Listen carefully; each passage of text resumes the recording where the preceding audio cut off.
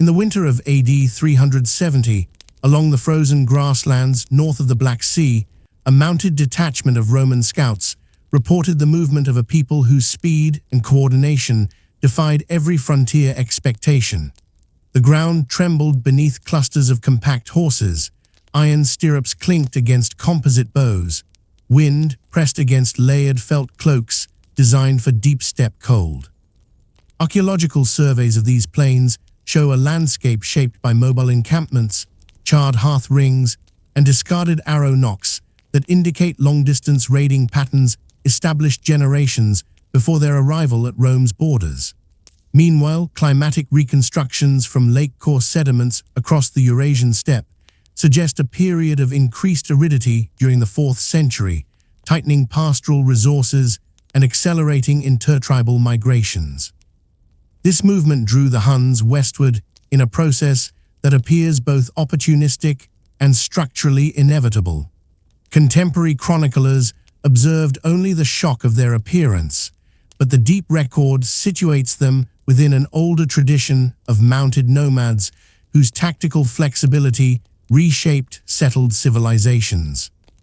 The Huns matter because their emergence redirected the political geography of late antiquity, set pressures in motion that fractured imperial systems, and demonstrated how mobility, adaptation, and military innovation could overturn established centers of power.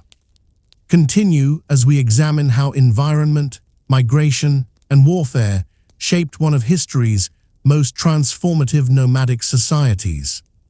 Across the vast interior of Eurasia, the steppe formed an unbroken ecological corridor whose scale and continuity shaped human adaptation long before the Huns entered the historical record.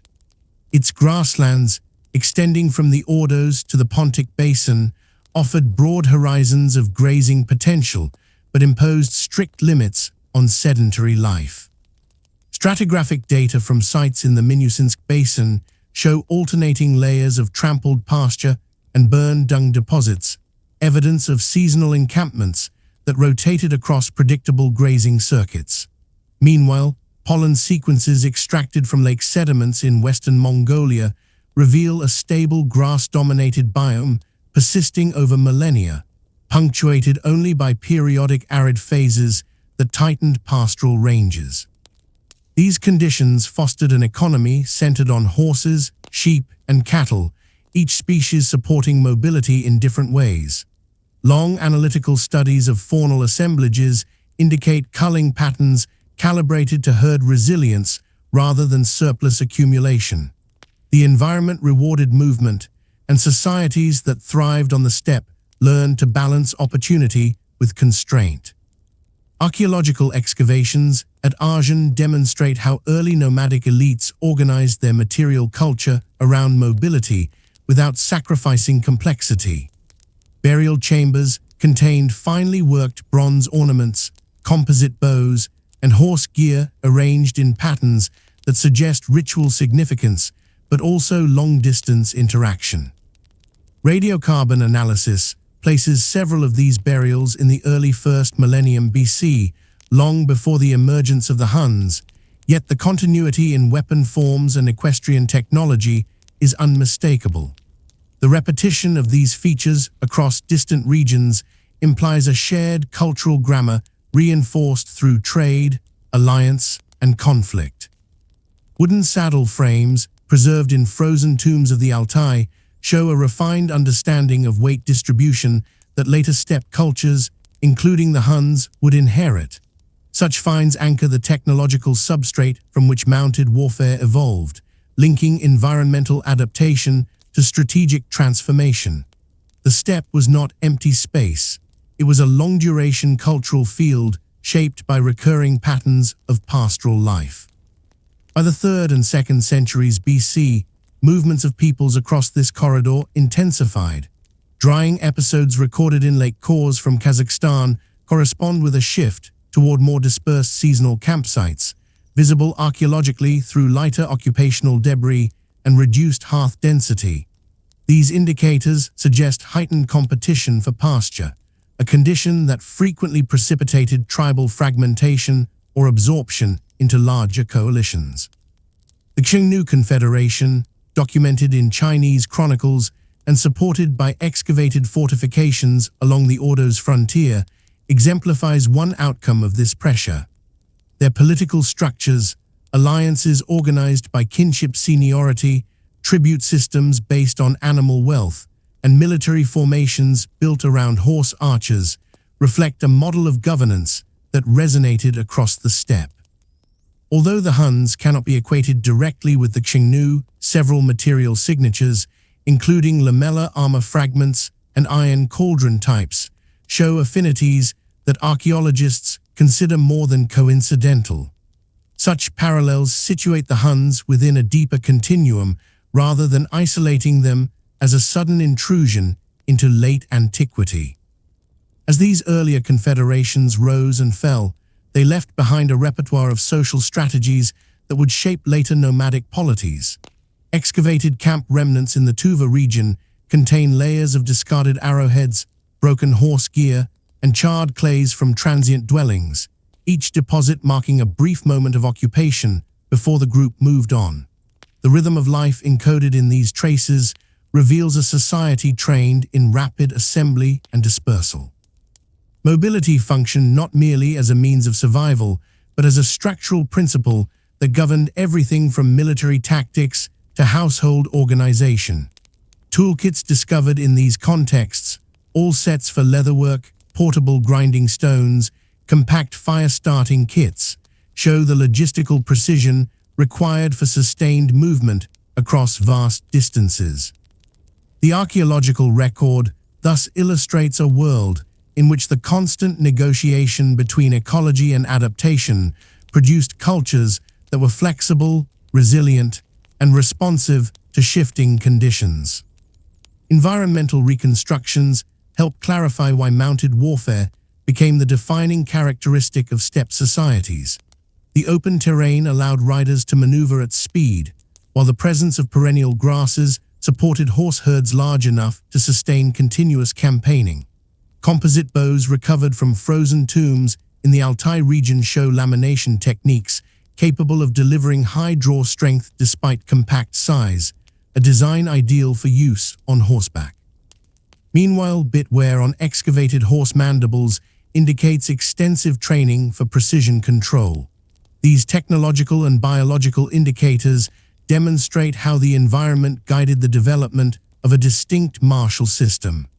It was a system that prioritized flexibility, distance management, and psychological impact, features that later observers would attribute with astonishment to the Huns. Through this long archaeological horizon, a conceptual reflection emerges.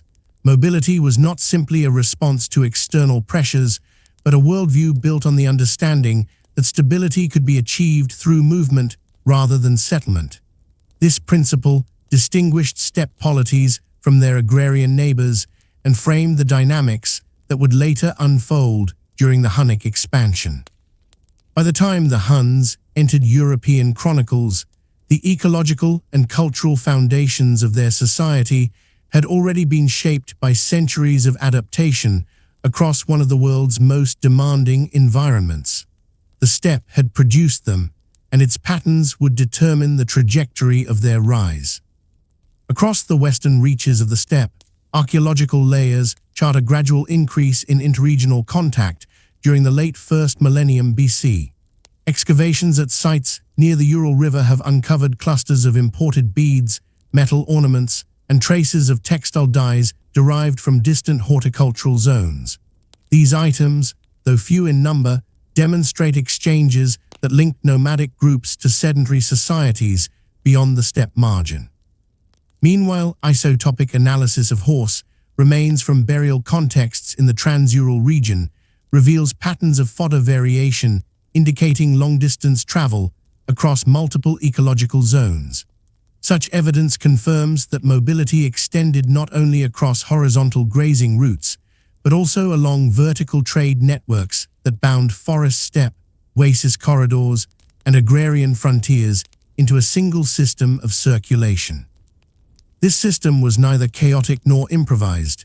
It depended on consistent paths, negotiated access rights, and seasonal timing anchored in environmental cues.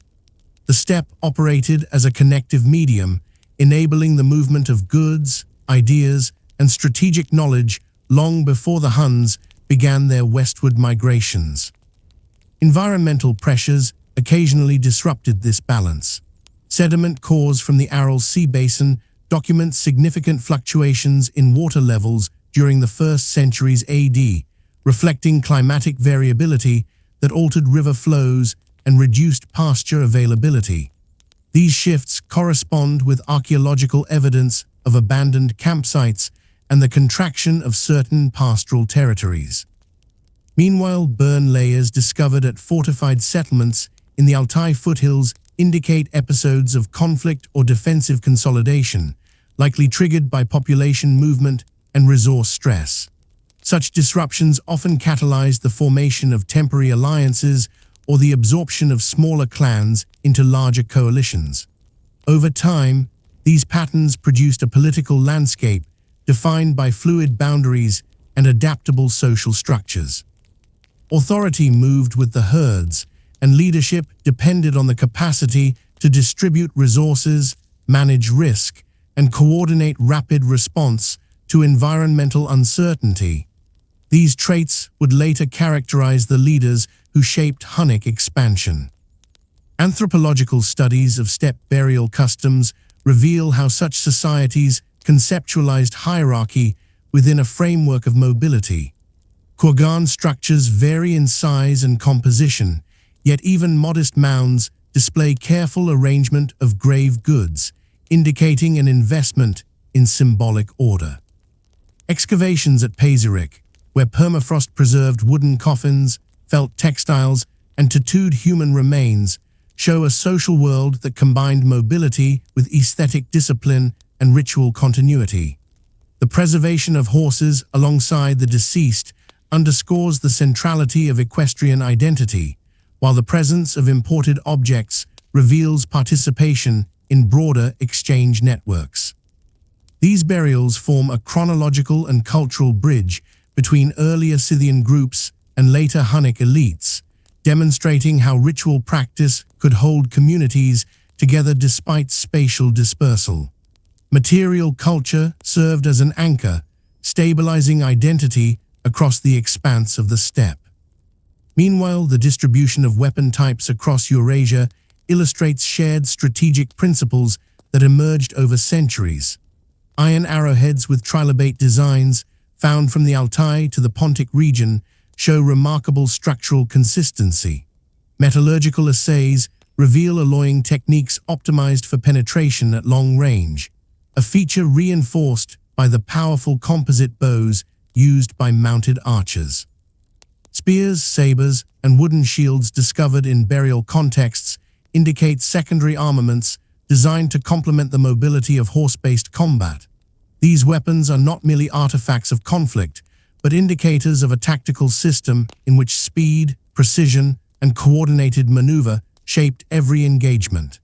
It was a system refined through repeated cycles of competition and adaptation, embedding military logic into daily life. The Huns would inherit this system fully formed, applying it with intensity to the frontiers of the late Roman world. A sensory image is offered by the remnants of ancient encampments in Kazakhstan, where traces of hardened earth show the circular outline of felt tents pressed into the ground. Soil micromorphology reveals compacted layers where people and livestock once moved in coordinated rhythms, leaving behind faint shadows of their habitation. Scattered fragments of pottery, bone, and worked antler illustrate the routines of consumption, craft, and maintenance that sustained each community. These details demonstrate how even brief occupations left material signatures that help reconstruct the pulse of nomadic life.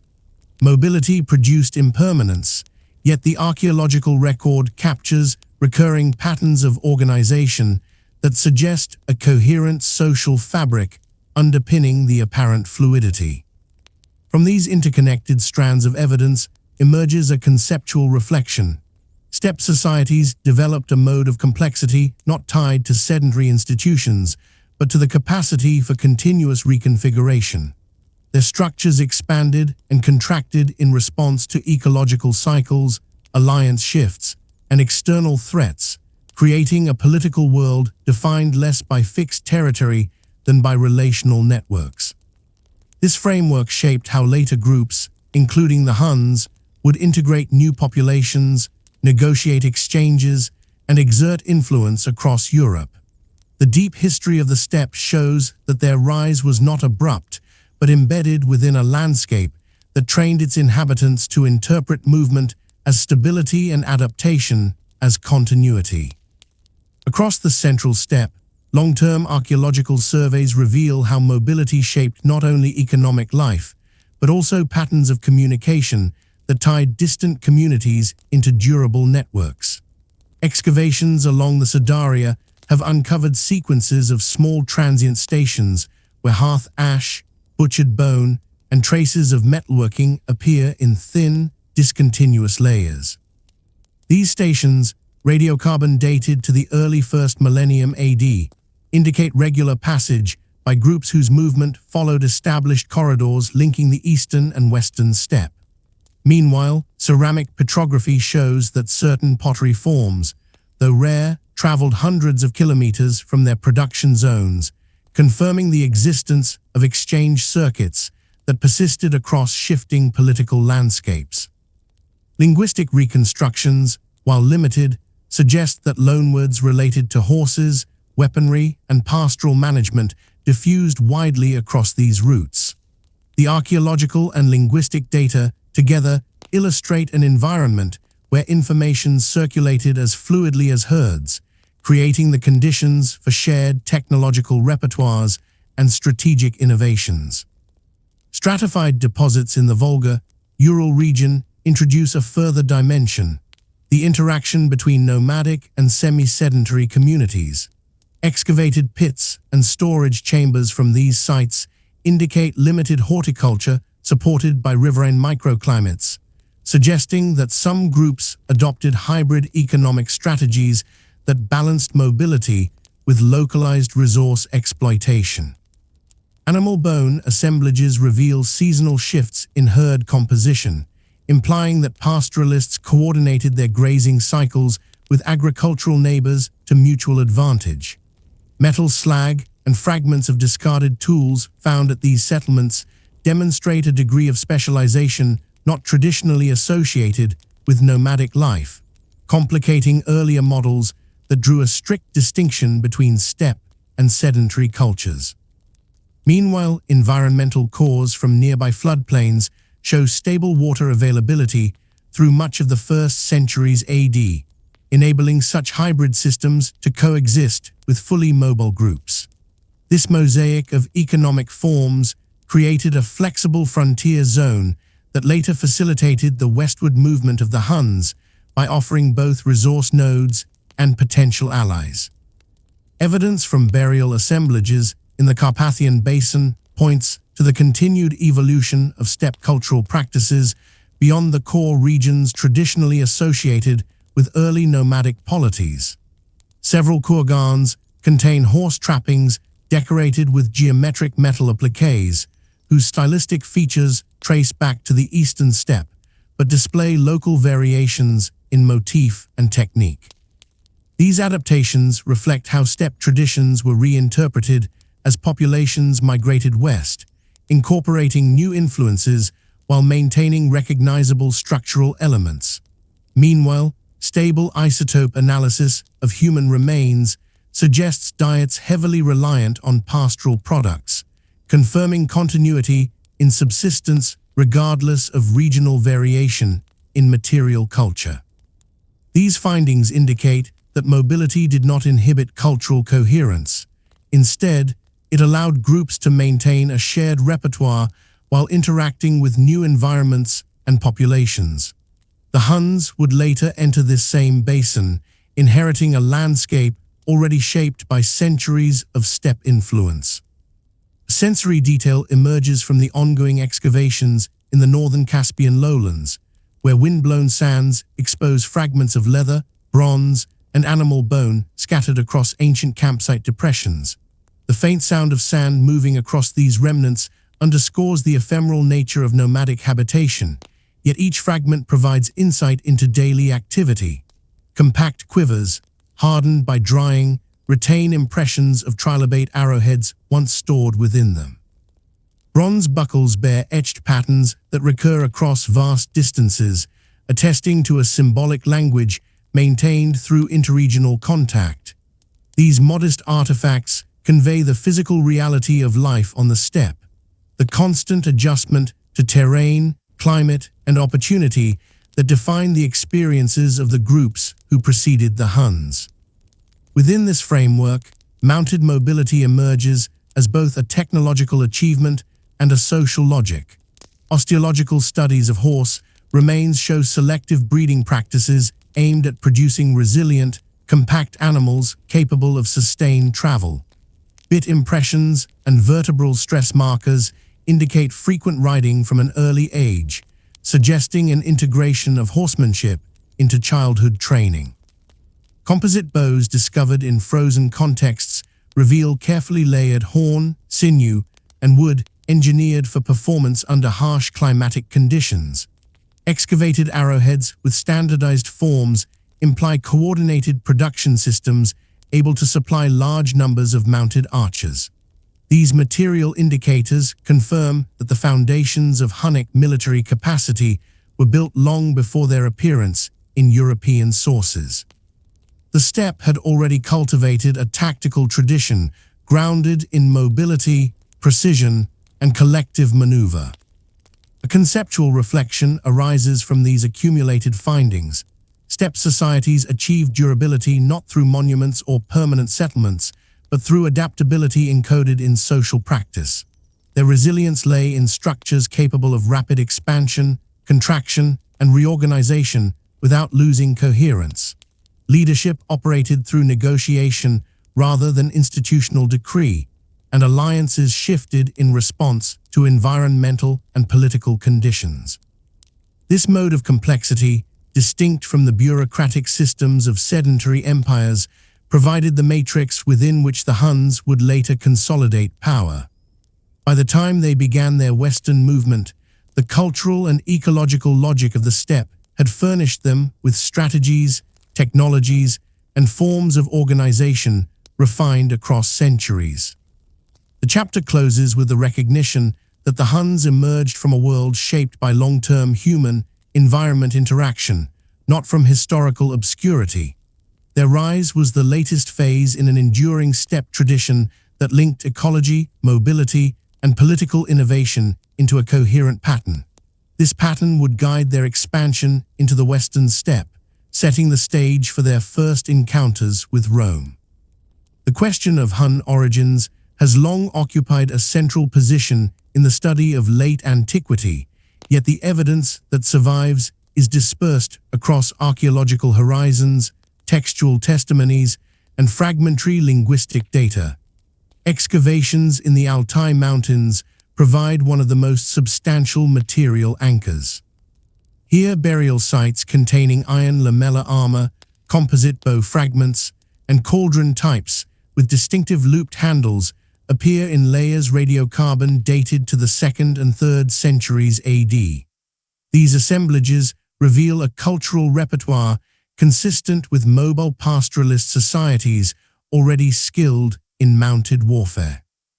Meanwhile, comparative analyses show clear continuities between these Altai finds and materials attributed to the Xiongnu in eastern Central Asia, particularly in the design of horse trappings and the curvature of bow limbs. Such parallels do not establish a direct one-to-one identity between Xiongnu and Huns, yet they indicate a technological lineage that later observers would recognize in the movements of Hun groups toward the west. Documentary evidence complicates but also enriches this picture. Chinese chronicles from the Han and post-Han periods describe a succession of nomadic confederations, some centralized, others dispersed, whose internal dynamics reshaped the political geography of the eastern steppe. Stratified fortress remains along the Ordo's frontier correspond with these accounts, revealing defensive structures, storage pits, and burned layers that indicate conflict, abandonment, and reoccupation across several centuries. Meanwhile, the textual record documents shifting alliances, migrations, and factional divisions triggered by ecological stress and competition for tribute. Although these chronicles do not name the Huns directly, several descriptions of mobile groups dispersing westward in the 2nd and 3rd centuries align chronologically with archaeological indicators of movement across the central steppe. The evidence suggests a complex process of ethnogenesis in which groups reorganized, merged, or rebranded in response to changing conditions. Linguistic attempts to classify the Hun language underscore this complexity. No extended texts survive, leaving scholars to reconstruct its nature from personal names, titles, and short phrases preserved in Greek and Latin sources. Analyses of these fragments have produced divergent hypotheses, linking the language variously to Turkic, Yanisian, or Iranian families. Yet the limited dataset prevents definitive classification. Etymological studies of key terms, including leadership titles and military designations, show potential affinities with multiple linguistic traditions present across the steppe. This overlap reflects the socio-political reality of nomadic confederations, which often incorporated groups of varied linguistic backgrounds under a single political structure. From a historical perspective, linguistic ambiguity is not merely a gap in the evidence.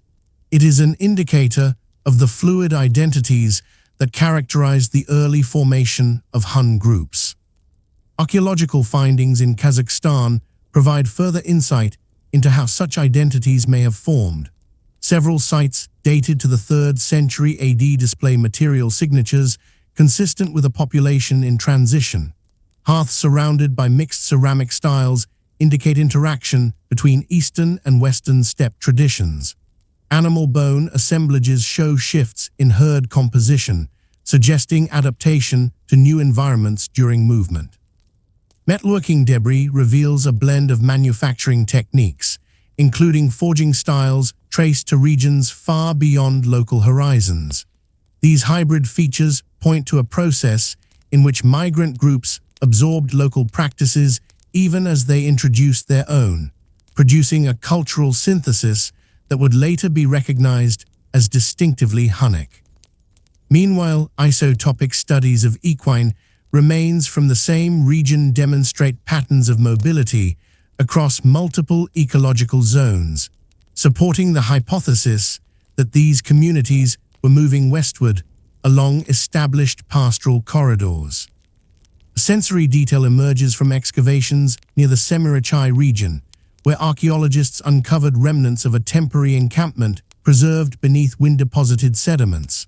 The faint impression of tent supports, the scattered flakes from arrow shaft production, and the charred residue from cooking fires convey a moment of occupation frozen in place. These traces, though subtle, testify to the lived experience of groups whose identities were still forming.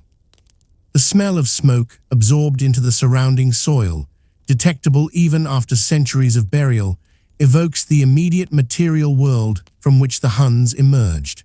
Stratigraphic analysis reveals repeated occupation episodes layered one atop another, suggesting recurrent movement through this corridor by groups connected through shared technologies and habits of mobility.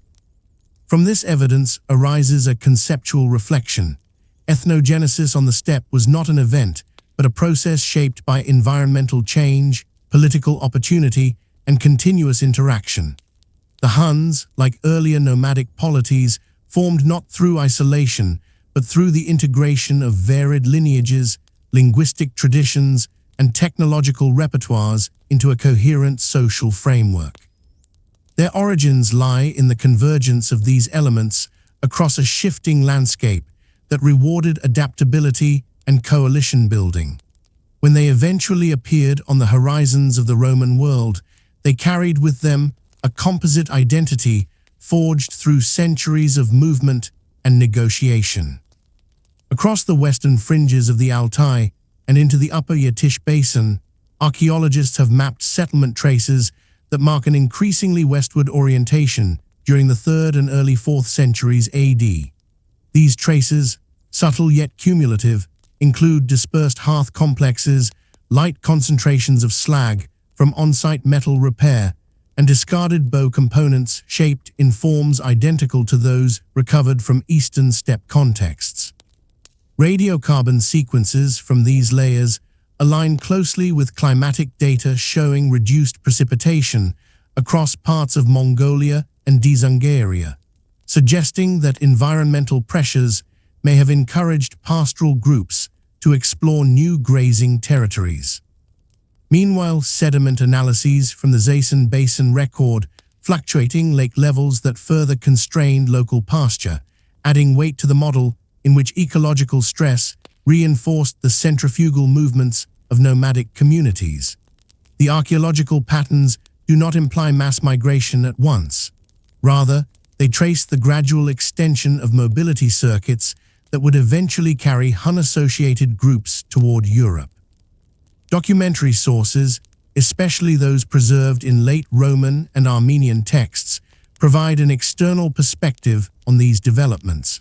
When the Huns first appear in European chronicles in the 370s, they are described not as an entirely new people, but as a force displacing existing populations along the Pontic frontier.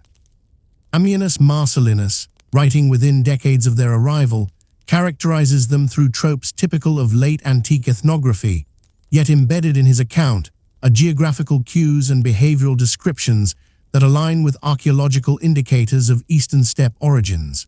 His references to compact horses, to archery techniques suited for rapid maneuver, and to minimal reliance on fixed infrastructure resonate with material patterns traced across the central steppe for centuries. Armenian chronicles, particularly those of Favstos Buzend, offer parallel depictions of sudden incursions that destabilized Alanic and Gothic polities.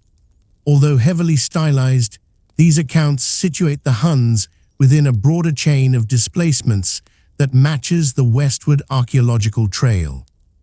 Further evidence emerges from hoard deposits uncovered across Kazakhstan and the southern Urals.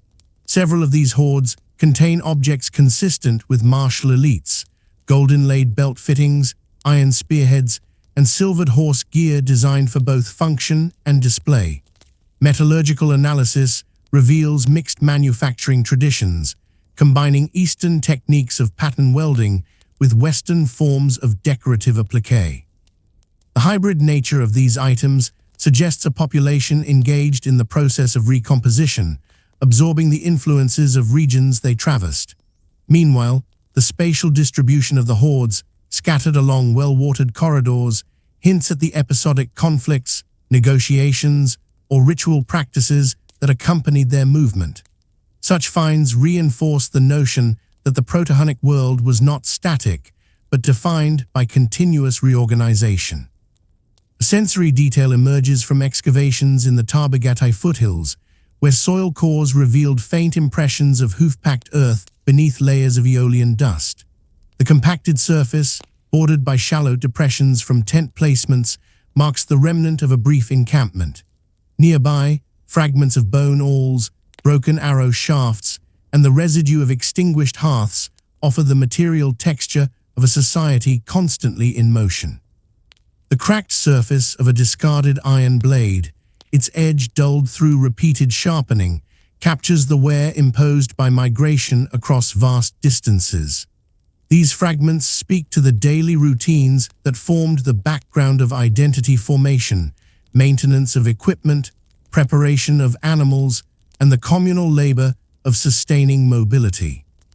Linguistic fragments from Greek and Latin texts, though sparse, contribute to the outline of an emerging political structure. Titles attributed to Hun leaders, including names with Turkic, Iranian, and possibly Yanisian elements, indicate a confederative environment in which multiple linguistic groups interacted under a shared authority. The presence of Iranian loanwords associated with governance suggests early contact with Sarmatian and Alanic groups, while certain military terms bear resemblance to Eastern steppe vocabularies. These linguistic intersections mirror archaeological evidence for cultural synthesis, demonstrating that the Hun identity was expansive rather than narrowly ethnic. The confederation likely drew in diverse populations whose allegiance depended on charismatic leadership, military success, and the capacity to distribute resources acquired through tribute or conquest. From these intersecting strands of material, textual, and linguistic evidence arises a conceptual reflection. The origins of the Huns are best understood not as the emergence of a singular people, but as the consolidation of a mobile political framework capable of integrating disparate elements into a coherent force. Their identity was built through interaction between ecological conditions that encouraged movement, between material cultures that blended across regions, and between groups whose collaboration offered strategic advantage. When they entered the Roman sphere, they carried with them a history already shaped by centuries of adaptation and recombination, a history inscribed in the tools they used, the routes they followed, and the names that chroniclers struggled to classify. Across the northern Caspian lowlands, a further sequence of archaeological deposits refines our understanding of the Proto-Hunnic westward trajectory. Excavations near the lower Volga have uncovered clusters of temporary habitation sites containing mixed assemblages of ceramics, bone tools, and metal fragments, whose stylistic attributions span regions from the Altai to the northern Caucasus. Petrographic analyses show that some ceramic inclusions derive from distant clay sources, confirming the long-distance movement of people and goods along the steppe corridor. Meanwhile, radiocarbon dating of these layers places them squarely in the late 3rd and early 4th centuries AD, aligning with the period in which documentary sources first hint at intensified instability among steppe populations east of the Don. These material signatures illustrate a gradual coalescence of communities that, through repeated interaction, began to articulate a distinct cultural and military orientation recognizable in later Hunnic contexts. Environmental reconstructions shed additional light on the forces shaping this coalescence. Pollen cores from the Ural River basin document shifts toward more drought-tolerant grass species during the same centuries, signaling a reduction in pasture stability across key grazing zones. Faunal analyses from associated campsites reveal a rising proportion of small livestock relative to horses, an indicator often linked to ecological stress. These changes coincide with erosion features visible in geomorphological surveys, suggesting intensified herd movement across fragile soils. The cumulative data portray an environment in flux, one that compelled pastoral groups to adjust migration routes, renegotiate territorial access, and experiment with new forms of cooperation. Such pressures may have accelerated the consolidation of the alliances that eventually took shape as the Huns. Documentary evidence from the Roman sphere provides an external angle on this process. When Roman diplomats encountered Hun groups in the 370s, they described a confederation already accustomed to coordinated operations across wide distances. The rapidity with which these groups overran Gothic and Hellenic territories suggests prior experience managing multi-clan coalitions, a skill unlikely to have developed suddenly upon reaching the Pontic frontier. Ammianus Marcellinus notes patterns of tactical cohesion, simultaneous feigned retreats, enveloping maneuvers, and the disciplined use of mounted archery that require long-term training across integrated units. His description, while shaped by the ethnographic conventions of the period, corresponds with archaeological indicators of shared technological repertoires forged earlier in the central steppe. Armenian chronicles reinforce this interpretation by portraying the Huns as a force whose unity surprised neighboring populations, but whose strategic sophistication reflected deeper structures. A sensory detail emerges from the excavation of a shallow kurgan near the lower Don, where archaeologists recovered a partially preserved set of iron stirrups, alongside a cluster of arrowheads bearing microscopic wear from repeated use. The stirrups, though simple in form, represent a significant advance in horseback control, allowing riders to stabilize themselves during high-speed archery. Soil adhering to the metal retains the faint mineral scent associated with riverbank sediments, placing the burial within a landscape shaped by seasonal flooding and retreat. Nearby traces of wood from a dismantled bow case suggest hurried interment, possibly following conflict. These objects carry the physical residue of the martial practices that define the emerging Hunnic identity, illustrating how daily habits of mobility and combat were embedded in material form. Linguistic evidence, though fragmentary, deepens this picture of consolidation. Several personal names recorded by Greek and Latin authors display morphological elements consistent with Turkic naming patterns, while others show affinities with Iranian or Yanisian phonologies. This diversity demonstrates that the Huns, even at the moment of their Western expansion, incorporated a spectrum of ethnic and linguistic backgrounds. Rather than undermining their coherence, this diversity appears to have formed the basis of their strength.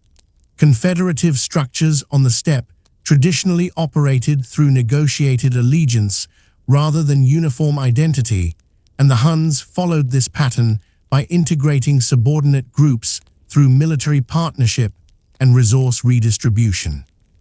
This multilingual environment is reflected in loanwords preserved in later medieval sources, where terms associated with governance, tribute, and warfare show a mixture of linguistic lineages. A conceptual reflection arises from the cumulative evidence. The origins of the Huns lie in a process of political assembly rather than the emergence of a single bounded ethnicity. Archaeology reveals the merging of technological traditions. Environmental records show pressures that encouraged cooperation. Documentary sources record the appearance of alliances already structured for expansion. Linguistic fragments trace the coexistence of multiple communities under a shared authority.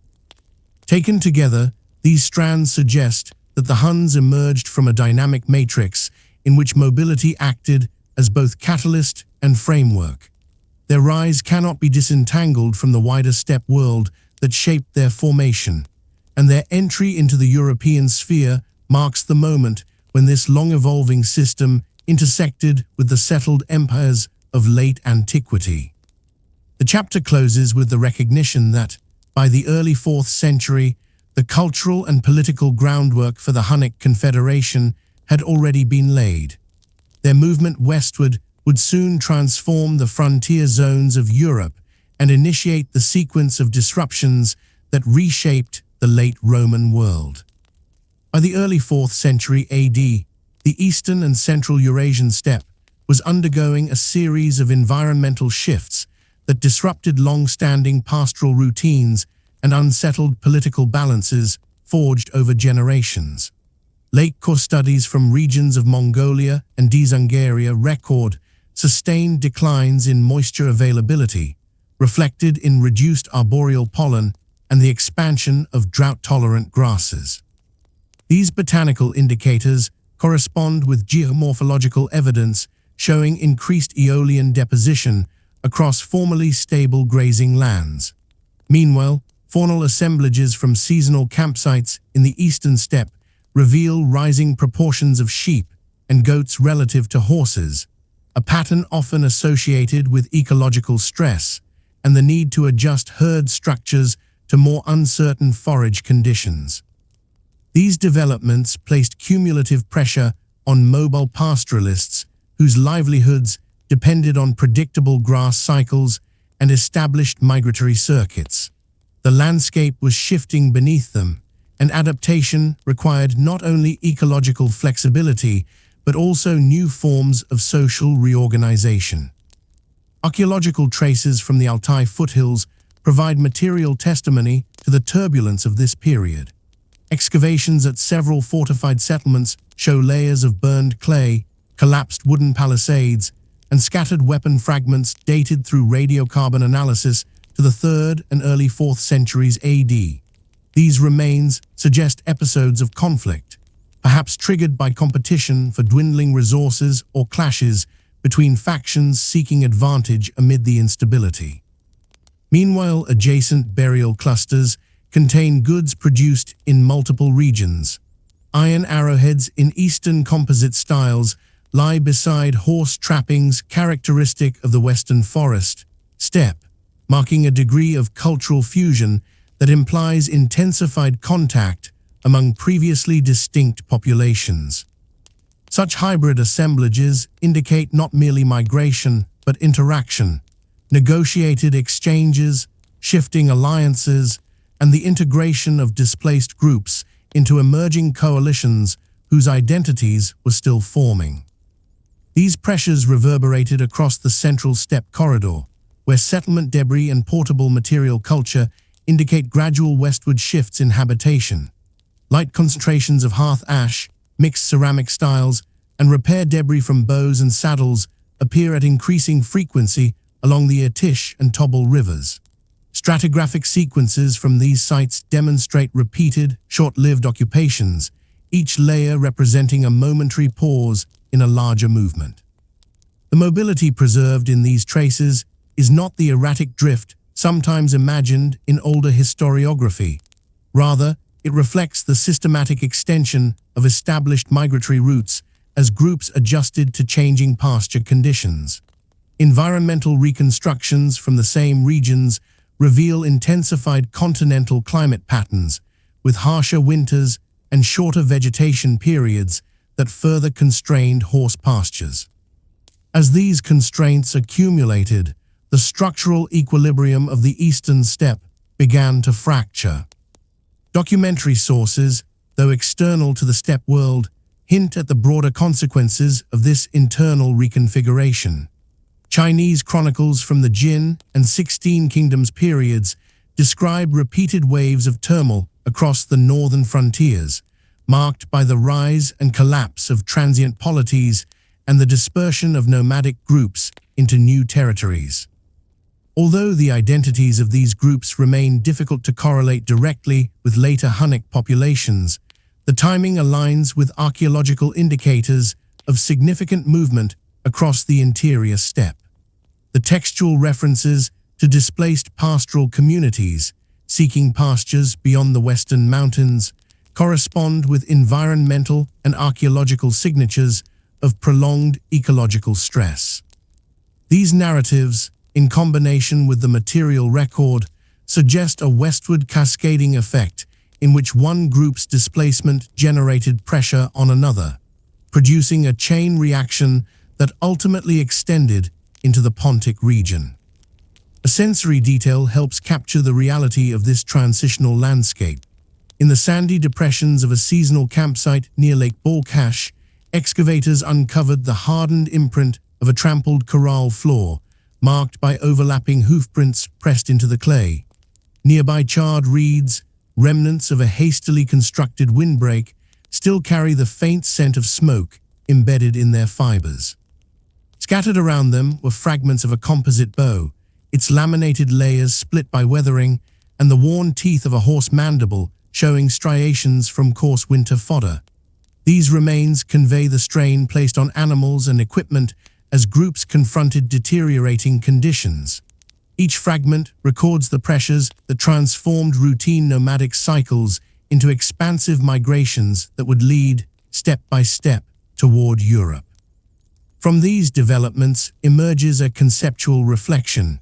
The westward movement of the Huns and related populations was not a sudden eruption, but the cumulative outcome of environmental stress, political fragmentation, and the reconfiguration of mobility systems. Migration functioned as a strategic response within a long-standing ecological framework. When the steppe could no longer sustain established patterns, groups extended their circuits, merged with new allies, and adapted their technologies to unfamiliar terrains. This process set in motion the sequence of interactions that, within decades, would bring Hun forces into contact with the Alans, Goths, and ultimately the Roman world. As groups associated with the Proto-Hunnic horizon continued to move west, the archaeological record along the Ural and Lower Volga corridors reveals a landscape adjusting to the increasing flow of people, animals, and material culture. Excavations at several riverine terraces have exposed layers of compacted earth interspersed with ash, butchered bone, and the debris of tool repair, evidence of transient encampments occupied briefly and then abandoned as herds pushed onward. Radiocarbon sequencing places many of these layers in the early to mid-4th century AD, aligning them with climatic reconstructions that document episodes of reduced winter snowfall and prolonged summer dryness.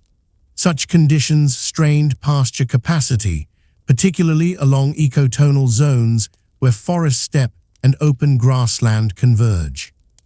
The archaeological traces suggest a pattern of widening migration loops, in which groups extended their seasonal circuits farther west in search of stable grazing, thereby entering regions already inhabited by other steppe and semi-sedentary communities. Material signatures from this westward drift show increasing cultural fusion. Recovered iron arrowheads combine Eastern trilobate designs with Western manufacturing techniques that used local ores.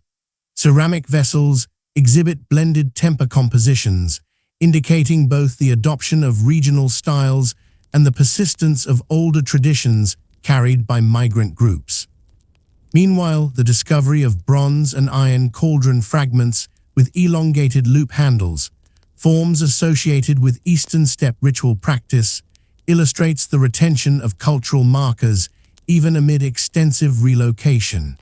These hybrid assemblages demonstrate that migration was not merely a physical process, but also a cultural negotiation. As groups shifted territories, they absorbed new practices, adapted existing ones, and reshaped their material identity through continuous interaction with the populations they encountered. At the frontier of this expanding movement lay the Alans, a powerful Sarmatian-descended group occupying regions north of the Caucasus.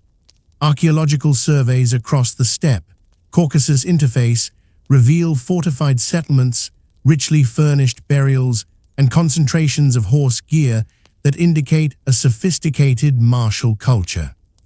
Metallurgical residues from Alan sites show production of high-quality spearheads and long sabers designed for close combat, a contrast to the composite bow-centered warfare favored by the Eastern nomads.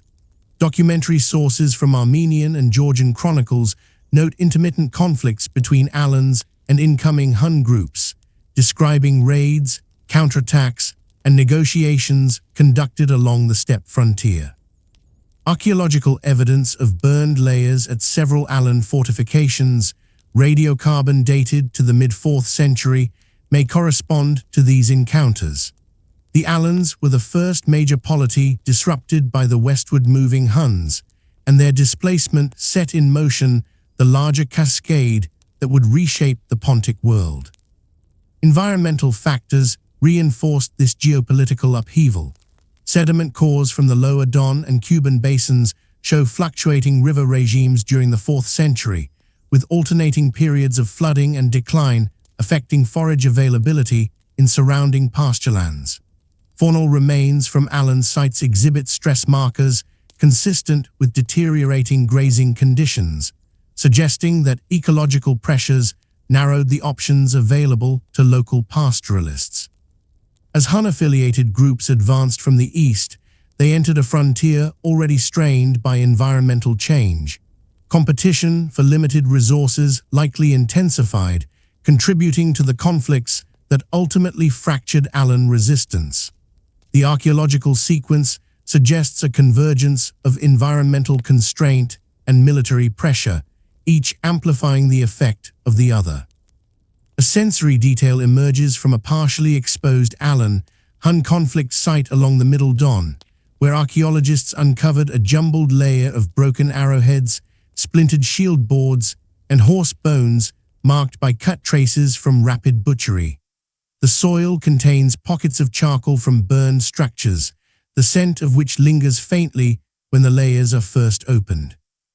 The curvature of several recovered bow limbs indicates the use of compact composite bows, while long iron blades bearing distinct sarmatian fuller patterns lie fractured nearby.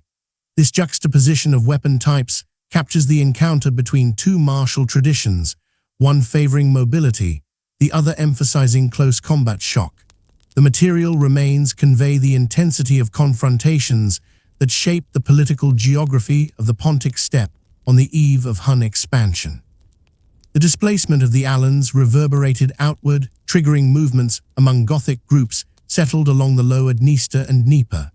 Ammianus Marcellinus records the ensuing chain reaction, describing how Hun pressure drove the Tervingi and Gruthungi toward the Danube frontier.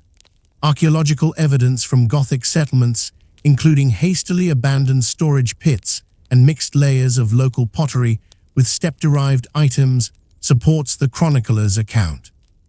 These disruptions reveal a structural pattern. The Huns advanced, destabilized established societies not only through direct conflict, but also through the secondary migrations they provoked. The westward movement thus functioned as a force multiplier, reshaping entire regions through a combination of ecological stress, strategic adaptation, and cascading displacement. From this pattern emerges a conceptual reflection. The collapse of steppe equilibria during the 4th century was not a singular crisis, but an interlocking sequence of ecological, economic, and military transformations. The Huns advanced within a system already strained by environmental fluctuations and political fragmentation, yet their mobility, tactical repertoire, and adaptive capacity allowed them to exploit these conditions with particular effect. Their movement westward was both a symptom of larger structural pressures and a catalyst for the reshaping of late antique Eurasia. As the 4th century progressed, the western steppe became a zone of accelerating instability shaped by the intersecting trajectories of migrating Hun groups, displaced Alans, and increasingly pressured Gothic polities. Archaeological layers along the lower Dnieper reveal abrupt changes in settlement patterns. Storage pits left partially filled, hearths abandoned while still containing carbonized grain, and domestic structures showing signs of dismantling rather than destruction. Radiocarbon analysis places these abandonments in the years immediately preceding the large-scale Gothic movements into Roman territory.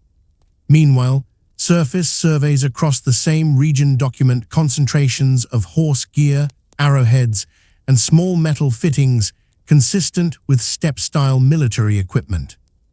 These material distributions indicate that Hun-affiliated groups were operating in the vicinity, probing new routes, and exerting pressure on populations already coping with ecological and political uncertainty. The westward momentum that began in the interior steppe was now reshaping the social geography of the Pontic basin. Environmental conditions amplified these tensions. Pollen cores from the Black Sea littoral show a decline in moisture-demanding plant species during mid-4th century drought phases, suggesting that the region's agricultural communities experienced reduced yields. Soil micromorphology from river terraces along the Dniester reveals signs of intensified grazing, disturbed root structures, and compacted horizons, implying increased pastoral pressure from migrant herds entering the area. These indicators align with the archaeological record of mixed occupation horizons, where Gothic ceramics appear alongside steppe-crafted bone tools and iron arrowheads. Such blending of material cultures reflects a transitional period during which groups negotiated coexistence, conflict, and accommodation while navigating the constraints imposed by the environment. The widening presence of Hun-associated artifacts demonstrates that the newcomers were not merely passing through. They were integrating into the region's economic and ecological systems, altering them in the process. Documentary accounts from this period, written from the perspective of those confronting the consequences of these movements, portray the Hun advance as both abrupt and overwhelming. Yet the archaeological sequence suggests a more gradual process in which scouting bands, raiding parties, and exploratory detachments preceded large-scale incursions. Ammianus Marcellinus describes swift-mounted attacks, flexible maneuvers, and the psychological impact of sudden raids, tactics consistent with composite bow warfare refined over centuries in the eastern steppe. His depiction, though shaped by rhetorical conventions, corresponds with the material evidence of dispersed arrow clusters and trampled encampment floors found across the Pontic frontier. Armenian sources echo this portrayal, noting how fortified communities struggled to respond to rapid assaults conducted by highly mobile groups. The convergence of textual and archaeological data confirms that Hun-affiliated forces used mobility as both strategy and environmental adaptation, allowing them to exploit weaknesses in existing political structures. Sensory detail emerges from excavations near an abandoned Gothic site along the Middle Dnieper, where archaeologists uncovered a shallow layer of ash mixed with fragments of worked bone and splintered pottery. The ash carries a faint bitterness when exposed to air, a reminder of burned wooden structures that once formed part of a settled household. Nearby, several trilobate arrowheads lie scattered across the surface of compacted earth, their iron surfaces pitted by centuries of oxidation. The proximity of domestic debris to martial artifacts illustrates the interface between the settled world and the mobile forces advancing into it. It is a quiet but tangible record of disruption, neither dramatic nor theatrical, but persistent and cumulative, capturing the moment when established routines began to give way under external pressure. The displacement of Gothic groups toward the Danube frontier set in motion one of the most consequential migrations in late antiquity. Archaeological evidence from temporary encampments along the lower Danube shows cooking pits lined with hastily placed stones, mixed faunal remains from rapid butchery, and fragments of locally made pottery used alongside imported vessels. These remains indicate communities on the move, improvising subsistence strategies while negotiating access to Roman territory. Meanwhile, hoard deposits across the Balkans, containing jewelry, coins, and personal adornments, suggest episodes of concealment triggered by fear of raiding or impending conflict. Such deposits align chronologically with the period during which Hun pressure on Gothic polities intensified and Roman authorities grappled with the challenge of managing large refugee populations at the frontier. From these intertwined developments arises a conceptual reflection. The westward movement of the Huns reshaped the political landscape not through isolated conquests, but through the structural consequences of mobility interacting with environmental and social constraints. Their advance destabilized regional balances, triggered secondary migrations, and created cascading effects that extended far beyond the steppe. The collapse of long-standing equilibria was driven as much by ecological fluctuations and local responses as by the strategic initiatives of the Huns themselves. By the time these groups approached the Roman world in force, the conditions for transformative change had already been laid across the frontier zone. When Hun-mounted detachments first approached the limits of Roman influence along the lower Danube in the late 4th century, they encountered a frontier already strained by the displacement of Gothic, Alan, and other steppe communities. The material record across this zone reflects that tension with unusual clarity. Excavations at riverbank terraces near the Danube delta reveal layers of disturbed soil containing broken spearheads, burnt grain stores, and compacted ground indicative of rapid occupation and equally rapid retreat. Radiocarbon analysis places these layers in the decades between AD 360 and 380, aligning them with the earliest textual references to Hun raids in Roman diplomatic correspondence. Meanwhile, diagnostic steppe-style arrowheads, short, trilobate, and optimized for penetration at range, appear scattered across abandoned watchtowers and auxiliary forts. These finds link the archaeological horizon of frontier instability to the tactical repertoire that defined Hun warfare, marking their presence not through monumental remains, but through the imprint of mobility. The Roman Empire, with its network of fortified settlements, administrative centers, and institutionalized military units, represented a different structural world from the fluid political systems of the steppe. Yet contact between these systems did not begin in open conflict. Diplomatic records preserved in late 4th century legal compilations describe envoys sent to negotiate terms with groups newly arrived on the frontier. These documents, though fragmentary, outline exchanges rooted in the Roman strategy of managing external threats through subsidies, alliances, and the controlled settlement of displaced populations.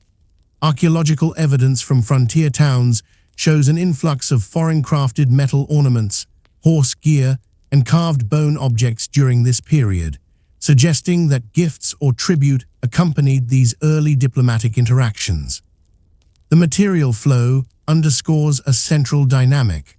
Rome sought stability through economic integration, while Hun-affiliated groups explored the strategic possibilities offered by proximity to a wealthy sedentary state. Environmental and logistical factors shaped how these interactions unfolded. Along the Danube plains, sediment cores reveal cycles of flooding and retreat during the late 4th century, creating patches of fertile ground that attracted both pastoralists and agriculturalists. Faunal remains from temporary camps near Roman forts show mixed herds of sheep, goats, and horses, indicating that mobile groups paused in these ecotonal regions to replenish resources. The coexistence of Roman pottery shards with steppe-style bone tools at several such sites speaks to brief periods of tolerated proximity, in which neither side immediately sought confrontation. Yet these moments of coexistence were fragile. The shifting river channels, the competition for pasture, and the unpredictable movements of refugee populations created conditions in which misinterpretation or localized conflict could escalate rapidly into broader instability. A sensory detail emerges from excavations at an auxiliary fort south of the Danube, where archaeologists uncovered a collapsed roof beam bearing faint scorch marks and embedded splinters from arrow impacts. Nearby, the soil preserved the outline of a makeshift corral, its perimeter marked by compacted, hoof-pressed earth. Scattered fragments of steppe-style belt fittings lay in the ash of what appeared to be a burned storage shed. These remains capture a moment in which Roman institutional order encountered the tactical volatility of mounted raiders. The charred surfaces carry the mineral scent of burned timber, while the small metal objects, bent, cracked, or melted, record the intensity of contact that neither the Roman garrison nor the Hun detachments likely intended to become decisive. Each artifact reflects the uncertain nature of frontier encounters, where reconnaissance, raiding, and diplomacy unfolded along the same contested landscape. Textual accounts from contemporaries deepen the picture. Ammianus Marcellinus, though writing from a Roman vantage point, provides the earliest sustained description of Hun tactics. He observes that they fought with exceptional speed, maintained loose formation rather than rigid ranks, and relied on the shock value of sudden maneuver. Modern analysis of these descriptions aligns them with archaeological evidence of composite bows capable of high draw strength and iron stirrups that enhanced mounted control. Meanwhile, Roman military manuals of the 4th century describe adjustments in cavalry deployment and frontier watch routines that likely responded to such threats. These documents, when placed alongside the material record, show that Rome had begun adapting its defensive posture long before large-scale conflicts erupted. From these early encounters emerges a conceptual reflection. The meeting between Rome and the Huns was shaped less by immediate hostility than by the structural contrast between two political ecologies, one sedentary, administrative, and territorially fixed, the other mobile, flexible, and opportunistic. Their initial interactions revealed the strengths and vulnerabilities of each system. Rome possessed infrastructure, wealth, and diplomatic experience. The Huns brought speed, tactical unpredictability, and the capacity to exploit shifting frontier conditions. The stage was set for a deeper engagement, in which patterns of negotiation, raiding, and alliance would intertwine to determine the balance of power along the Danube.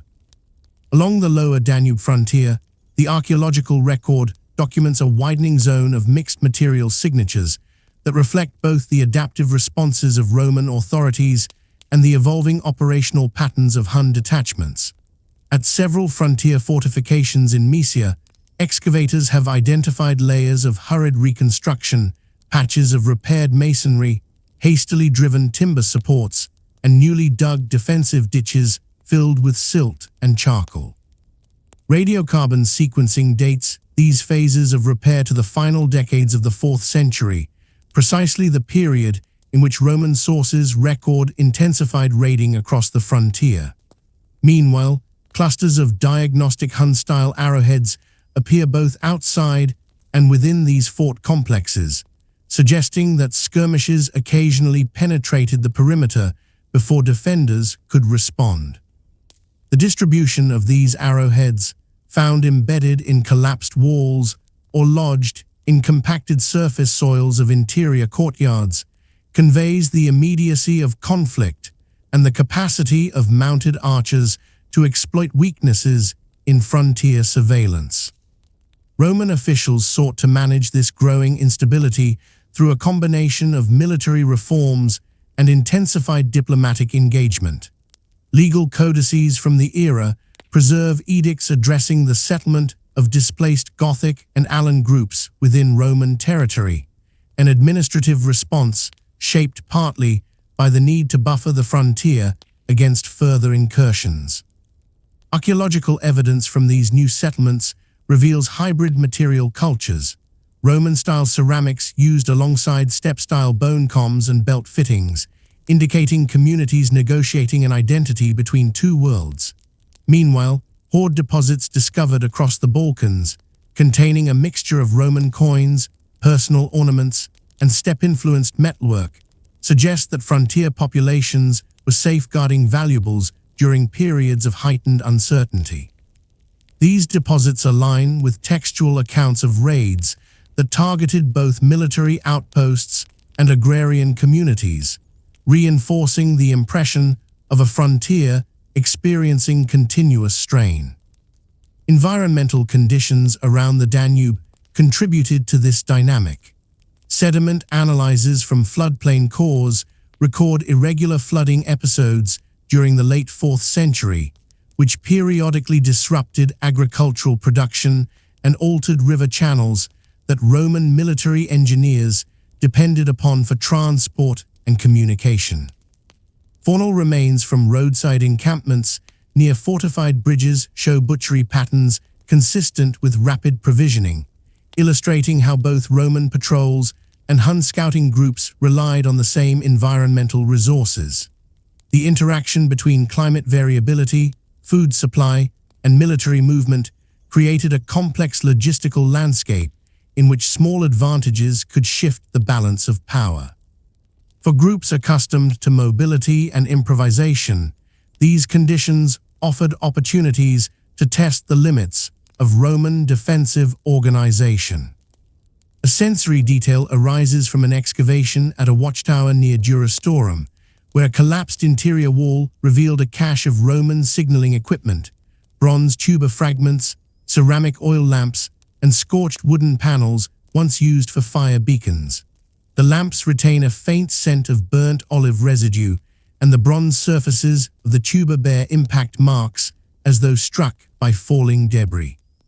Scattered across the same layer are 3 iron arrowheads of steppe manufacture, their barbs still sharp despite corrosion. This juxtaposition captures the fragile overlap of communication and conflict, the tools of Roman frontier vigilance lying beside the projectiles that rendered such vigilance increasingly difficult to maintain. It illustrates how the Huns, through speed and unpredictability, disrupted not only the frontier's physical structures, but also its informational systems. Textual evidence from Roman military dispatches, preserved indirectly through later summaries, describes the difficulty of tracking Hun movements. Scouts reported that mounted bands could disperse across wide areas, feign retreat, and reassemble beyond the reach of Roman cavalry. These descriptions align with osteological evidence from horse remains found across the frontier zone, where wear patterns on vertebrae and bit-related tooth abrasion indicate intense riding practices consistent with continuous maneuvering. Meanwhile, fragments of composite bows recovered from frontier contexts show the lamella construction that allowed Hun archers to shoot effectively in motion. The synergy between equipment and environment, light horses, compact bows, and riders trained from early childhood, produced a tactical system that challenged Roman assumptions about cavalry engagement. A conceptual reflection emerges from these converging lines of evidence. First contact between Rome and the Huns did not represent a clash between two fully formed adversaries, but rather a prolonged testing of systems. Rome tested its capacity to absorb displaced populations, maintain fortified lines, and adjust military doctrine. The Huns tested the permeability of the frontier, the responsiveness of Roman command structures, and the value of alternating negotiation with coercion. Each encounter contributed to an evolving set of expectations, shaping the strategies that both sides would employ as interactions intensified. The frontier became not merely a line of defense, but a zone of adaptation in which two different political ecologies learned the contours of each other's strengths. As the 4th century drew to a close, Hun movements across the Pontic and Danubian frontiers began to assume a more coherent strategic rhythm. Archaeological surveys along the lower Prut and Syiet rivers document clusters of short-lived encampments situated near transit corridors leading directly toward Roman territories. These sites contain compact hearth structures, multi-layered trampled surfaces, and debris from bow and saddle repairs, all indicative of mounted units staging repeated incursions rather than attempting permanent occupation. Radiocarbon analysis places these encampments in the AD 380s and 390s, a timeframe that aligns with Roman complaints about escalating raids recorded in imperial correspondence. Meanwhile, concentrations of steppe-style bridle fittings and stirrup fragments from nearby river crossings suggest that Hun detachments probed the frontier systematically, identifying weak points where Roman watch networks could be bypassed or overwhelmed. Roman authorities responded with both local improvisation and broader strategic reorientation. Excavations at forts along the Limes Mosi reveal modifications to defensive architecture, including hastily added wooden palisades, expanded ditches, and repurposed interior storage rooms converted into barracks. Ceramic assemblages from these forts show an increased presence of utilitarian wares associated with rapid provisioning, while animal bone deposits reflect intensified slaughtering of cattle and sheep to support garrisons operating at heightened alert. These material signatures correspond with military edicts preserved in Theodosian law, which mandate enhanced patrol rotations and stricter control over river crossings. Such measures illustrate a defensive posture, adapting to adversaries whose movements were unpredictable and whose attacks targeted both fortified and non-fortified settlements with equal facility. Beyond military adjustments, Roman strategy increasingly relied on diplomacy to redirect or neutralize Hun aggression. Diplomatic missions recorded in late antique chronicles describe exchanges of tribute, negotiations over hostages, and attempts to co-opt Hun leaders through formal alliances. Archaeological evidence supports this pattern of negotiated interaction. In several urban centers along the Danube, deposits of high-status objects, gilded belt fittings, silver bowls, and glass vessels appear alongside steppe-crafted horse gear, suggesting that diplomatic gifts circulated between the two worlds. Metallurgical analysis of some of these items indicates production in Roman workshops, yet their deposition in contexts associated with Hun elites implies that they served as components of negotiated settlements. These artifacts illustrate a diplomatic landscape in which material wealth functioned as both incentive and instrument, shaping the calculus of frontier politics. Sensory detail emerges from the excavation of a destroyed villa near Marcianopolis, where layers of ash and collapsed masonry sealed a narrow corridor filled with fragmented amphorae, charred wooden beams, and a scattering of bronze appliques shaped in steppe motifs. The dust that rises when the layer is disturbed carries the acrid smell of burnt stored grain, and several iron arrowheads found embedded in the walls retain traces of the carbonized timber they penetrated. This confined assemblage captures the intimate scale of frontier violence, raids swift enough to overwhelm a rural estate, yet precise enough to leave surrounding structures relatively intact. The textures of scorched plaster, cracked ceramics, and abandoned tools portray the suddenness of encounters in which Hun detachments aim to acquire resources rather than to destroy settlements outright. Roman writers struggled to interpret these patterns. To some, the Huns appeared as a destabilizing force whose raids dissolved the familiar structures of frontier administration. To others, they were potential allies whose martial skill could be directed against rival groups through negotiated agreements. Ammianus Marcellinus notes that certain Hun leaders accepted Roman subsidies in exchange for temporary restraint, while other detachments operated independently, launching raids without reference to diplomatic undertakings. This variability reflects the decentralized nature of early Hunnic authority, in which loyalty was maintained through personal leadership rather than institutional control. Archaeological evidence from elite grave in the Carpathian Basin supports this interpretation. The variation in burial wealth and imported Roman goods indicates a hierarchy that relied on the distribution of acquired resources to sustain allegiance.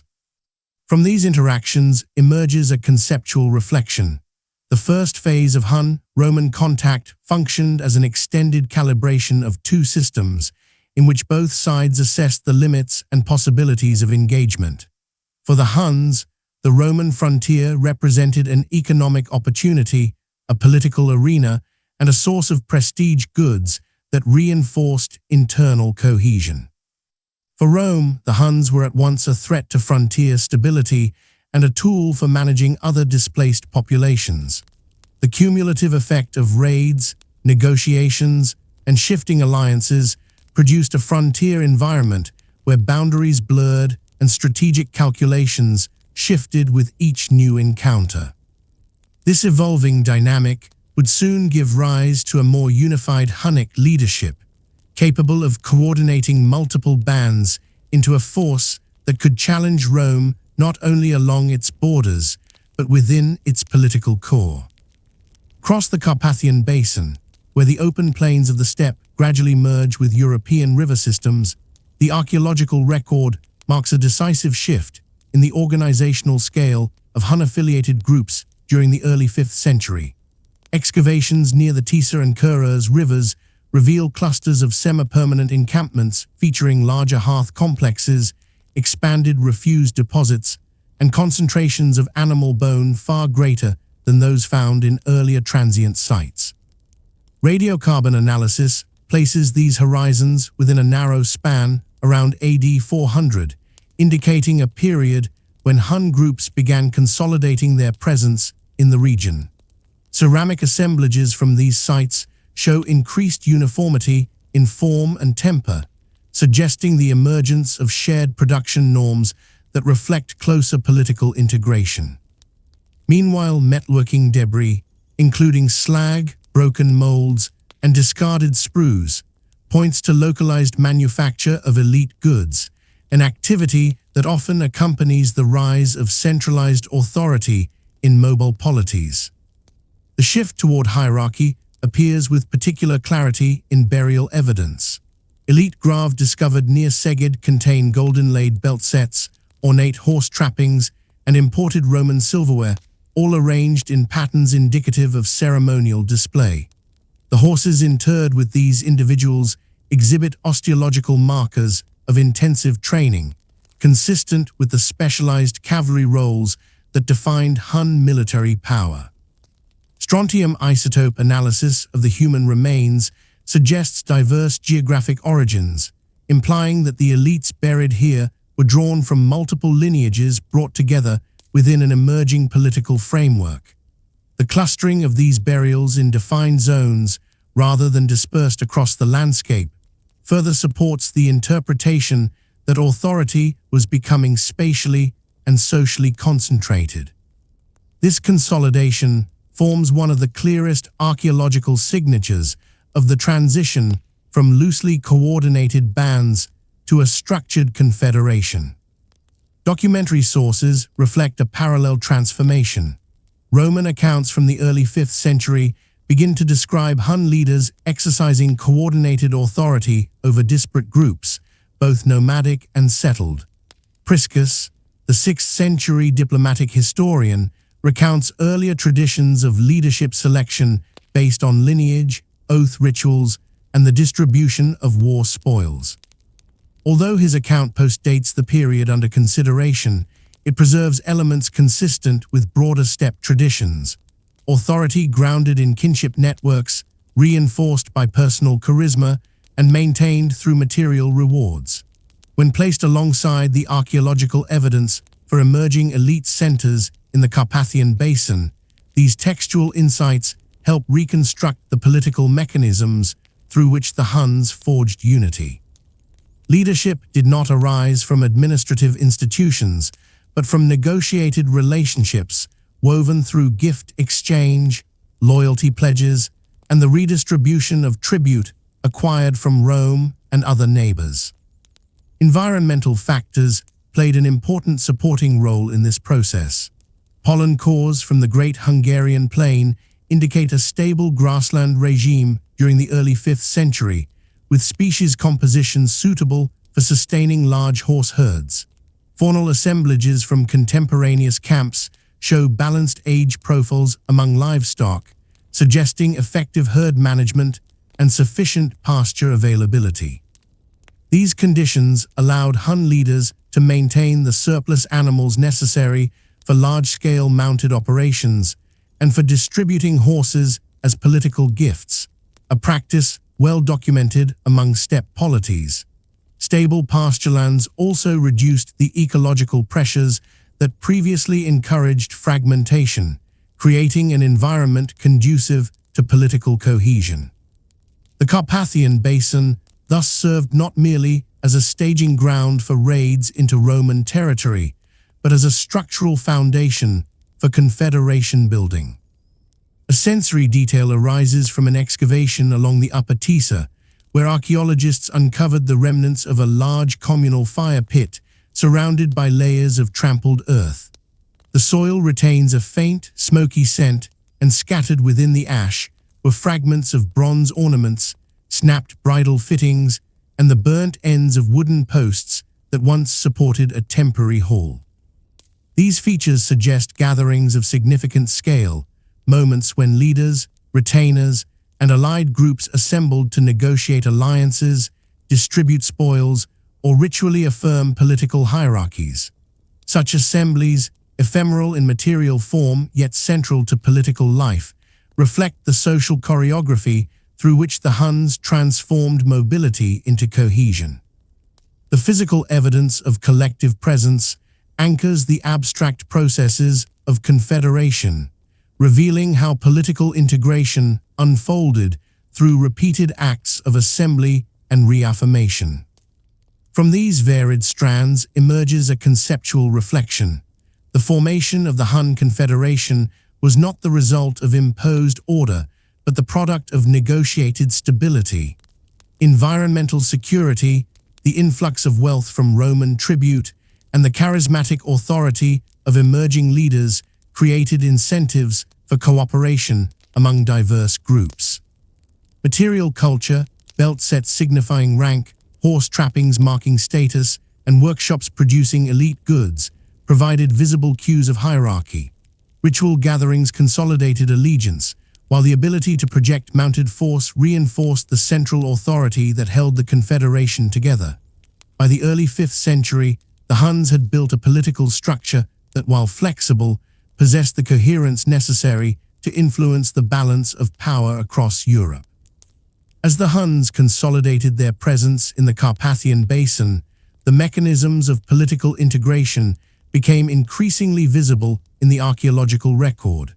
Excavations near Debrecen and Szolnok reveal spatially organized zones within larger encampment complexes, marked by differences in hearth size, refuse density, and artifact concentration. These patterns suggest functional differentiation within mobile communities, areas devoted to craft production, others to animal processing, and still others to communal gatherings. Metalworking debris, including molds for gilded belt fittings and fragments of silver inlay, indicates the presence of itinerant artisans whose work reinforced elite identity through the creation of highly visible symbols of rank. Isotope analysis of slag from these sites demonstrates varied ore sources, implying that raw materials were drawn from multiple regions under Hun influence. Such evidence points to an emerging political economy in which elite patronage encouraged specialized craft production that circulated throughout the Confederation. The symbolic coherence of this political world is most clearly expressed in the standardized forms of elite belt sets, horse trappings, and weapon fittings. Across the Great Hungarian Plain, archaeologists have recovered dozens of belt components featuring geometric repoussé patterns, gilded surfaces, and riveted constructions that appear in consistent combinations. Their widespread distribution suggests controlled production and distribution overseen by central authority or by elites whose status depended on access to such goods. Burial contexts reinforce this interpretation. High-ranking individuals were interred with near-complete assemblages, whereas lower-status burials contain partial sets or imitations made from less valuable materials. The pattern aligns with steppe traditions, in which elite identity was displayed through wearable regalia that signaled allegiance to a leader and participation in a broader political network. Textual evidence provides additional insight into the kinship structures that supported this hierarchy. Priscus, who visited the court of Attila a generation later, records that Hunnic authority rested on both lineage and demonstrated leadership. Although writing retrospectively, his account preserves certain structural features likely present during the earlier process of confederation building.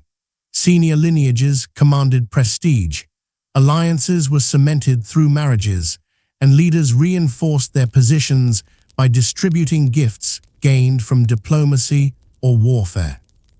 The archaeological distribution of Roman luxury goods across Carpathian Basin elite burials corresponds with this pattern, illustrating how acquired wealth was used to maintain loyalty and reinforce hierarchical ties. Such mechanisms transformed loosely affiliated groups into a cohesive political entity bound by material incentives and kinship obligations. Mobility continued to play a central role in shaping these developments.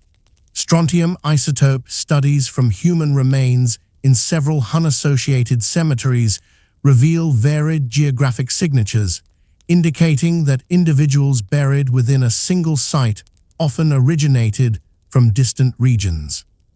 This diversity demonstrates that the Confederation incorporated peoples from across the steppe and beyond, retaining a flexible structure capable of integrating newcomers without dissolving internal cohesion.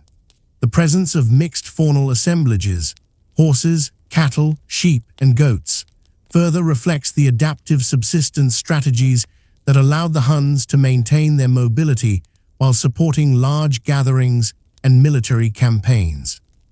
The structural balance between movement and political integration emerges as a defining feature of the confederation. A sensory detail emerges from an excavation near the Kuruz River, where archaeologists identified the remains of a semi-subterranean workshop filled with metalworking debris. The compacted earth still holds the scent of oxidized iron, and scattered across the floor are fragments of molten slag, shattered crucibles, and the broken halves of bronze belt appliques. The uneven shaping on several surviving molds suggests rapid, repeated use, as though artisans were producing goods in response to urgent demand, perhaps for the equipping of newly integrated followers or for distribution at a leadership assembly. This workshop layer, sealed by later occupation debris, captures the labor that underpinned political authority, illustrating how tangible production supported the intangible dynamics of allegiance. Environmental stability in the Carpathian Basin facilitated this process by enabling continuous horse breeding, the keystone of Hun military and political systems.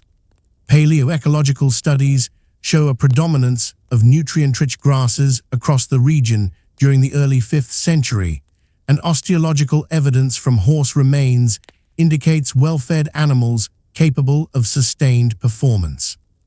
Mounted mobility allowed Hun leaders to assert authority across dispersed territories, respond quickly to internal challenges, and engage diplomatically or militarily with neighboring polities. The integration of mobility into governance forms a conceptual reflection. The Hun Confederation was not a static entity, but a system calibrated to movement.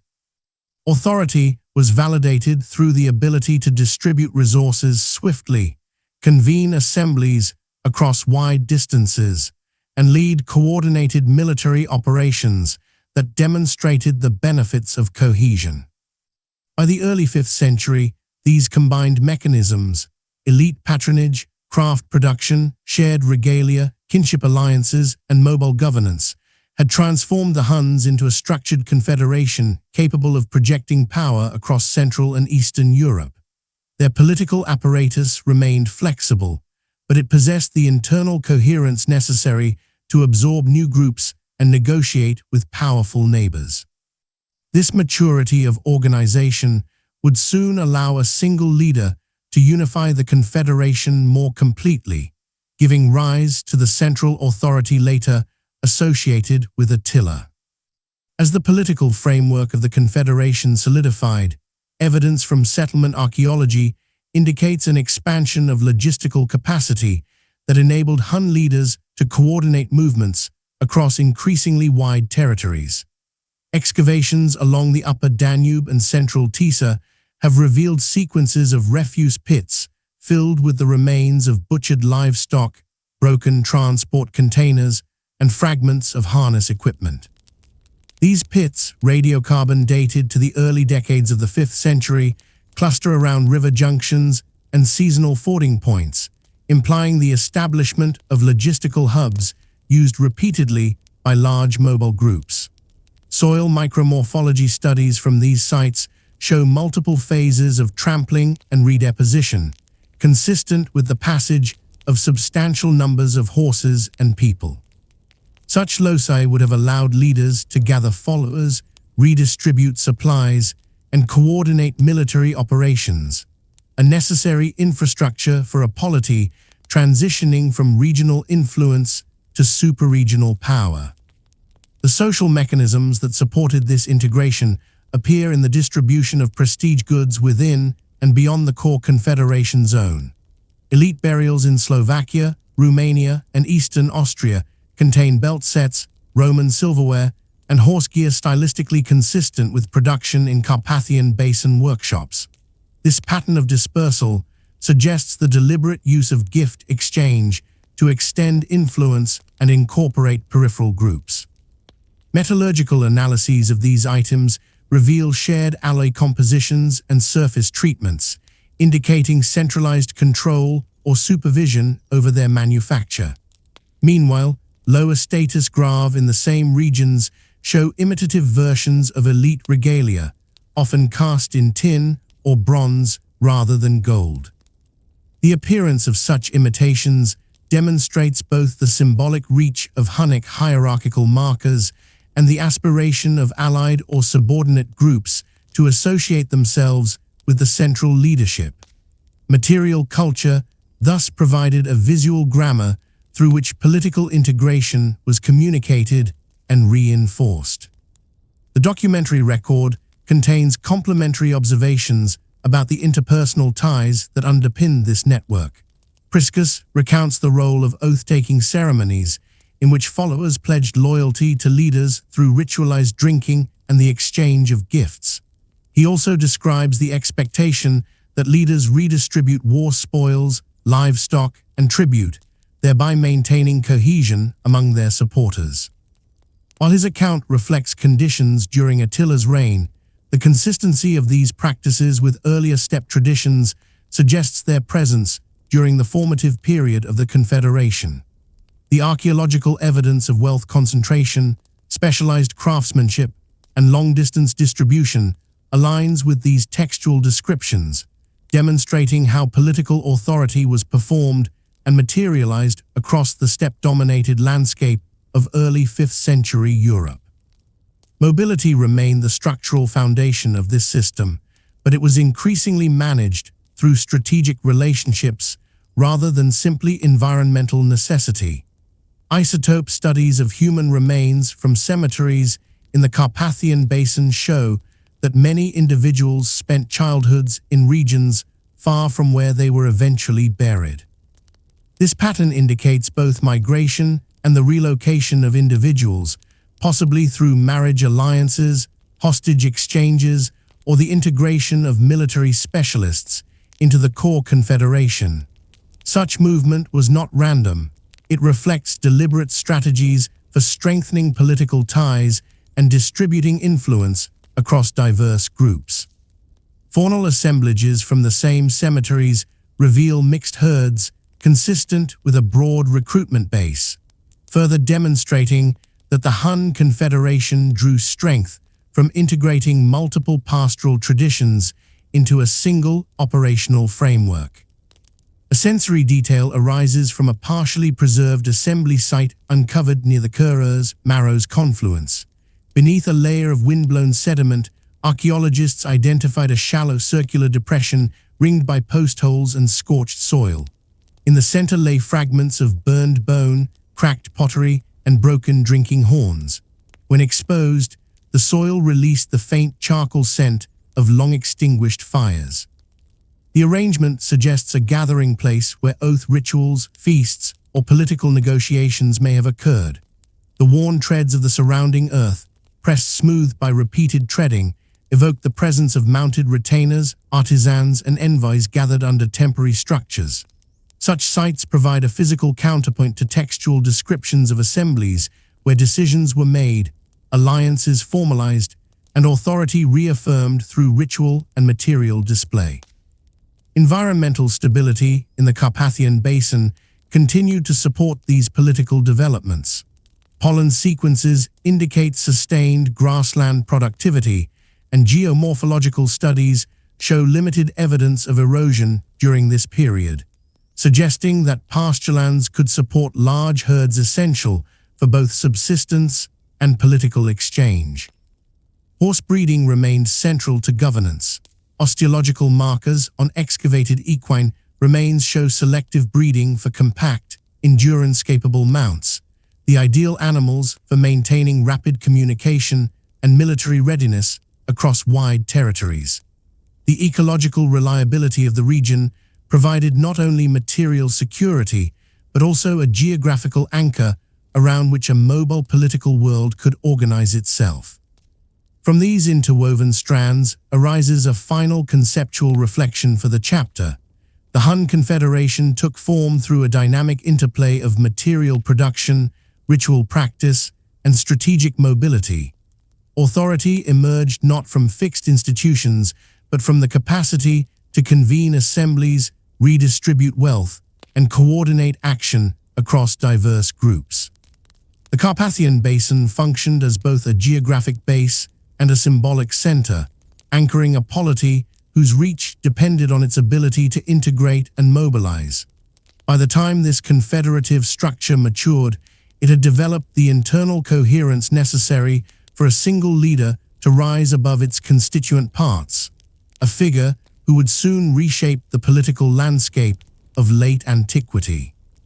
During the early decades of the 5th century, the political coherence achieved within the Hun confederation created conditions in which a single lineage could begin to dominate the mechanisms of leadership.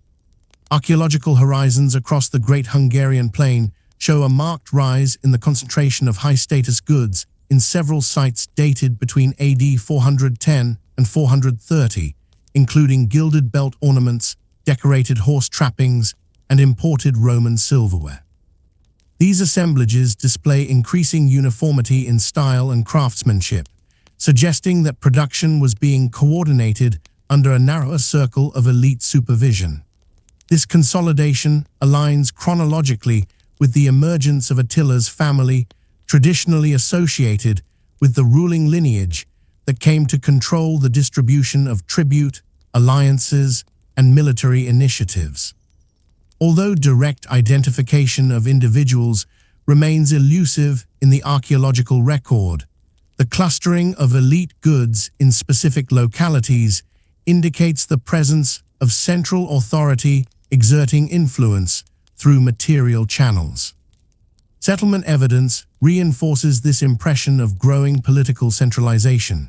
Excavations at sites along the Middle Tisa reveal expanded semi-permanent occupation zones containing large hearth structures, storage pits, and metalworking workshops equipped to produce high-quality elite regalia. Radiocarbon sequencing places these features contemporaneously with the assemblages linked to early Hun leadership. Soil micromorphology indicates repeated episodes of trampling, refuse accumulation, and structural repair, signs of extended occupation by groups larger and more hierarchical than the ephemeral camps of earlier centuries.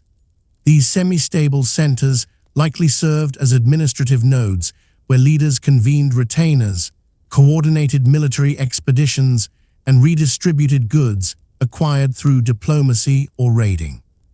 Their presence marks a significant departure from purely mobile pastoralism, reflecting the degree to which political authority had become anchored in identifiable locations.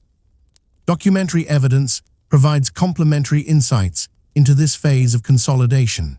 Contemporary Roman sources refer to Hun leaders negotiating treaties, demanding tribute, and influencing frontier politics with growing assertiveness.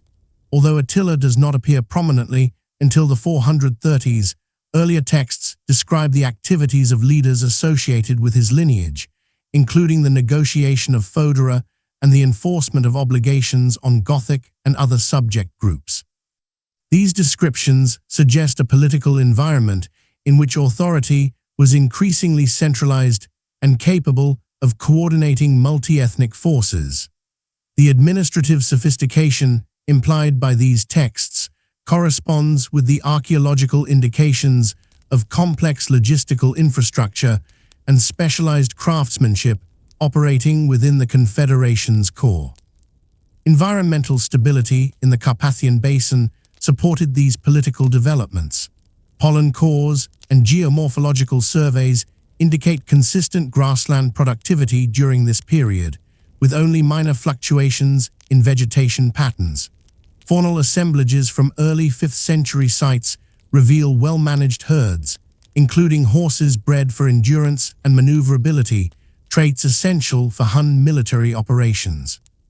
The maintenance of large horse populations enabled leaders to sustain rapid communication across dispersed territories, a logistical advantage crucial for managing a confederation composed of numerous subordinate groups. Pasture stability thus underpinned the political and military systems upon which Attila's rise would depend. Sensory detail emerges from an excavation near the Kuruz River, where archaeologists uncovered the remains of a structure interpreted as a high-status dwelling or ceremonial hall. The floor consists of compacted clay bearing the imprint of wooden planks, while fragments of charred beams retain the faint scent of resin burned long ago. Scattered across the interior were pieces of gilded bronze fittings, portions of decorated scabbards, and broken segments of imported glass vessels.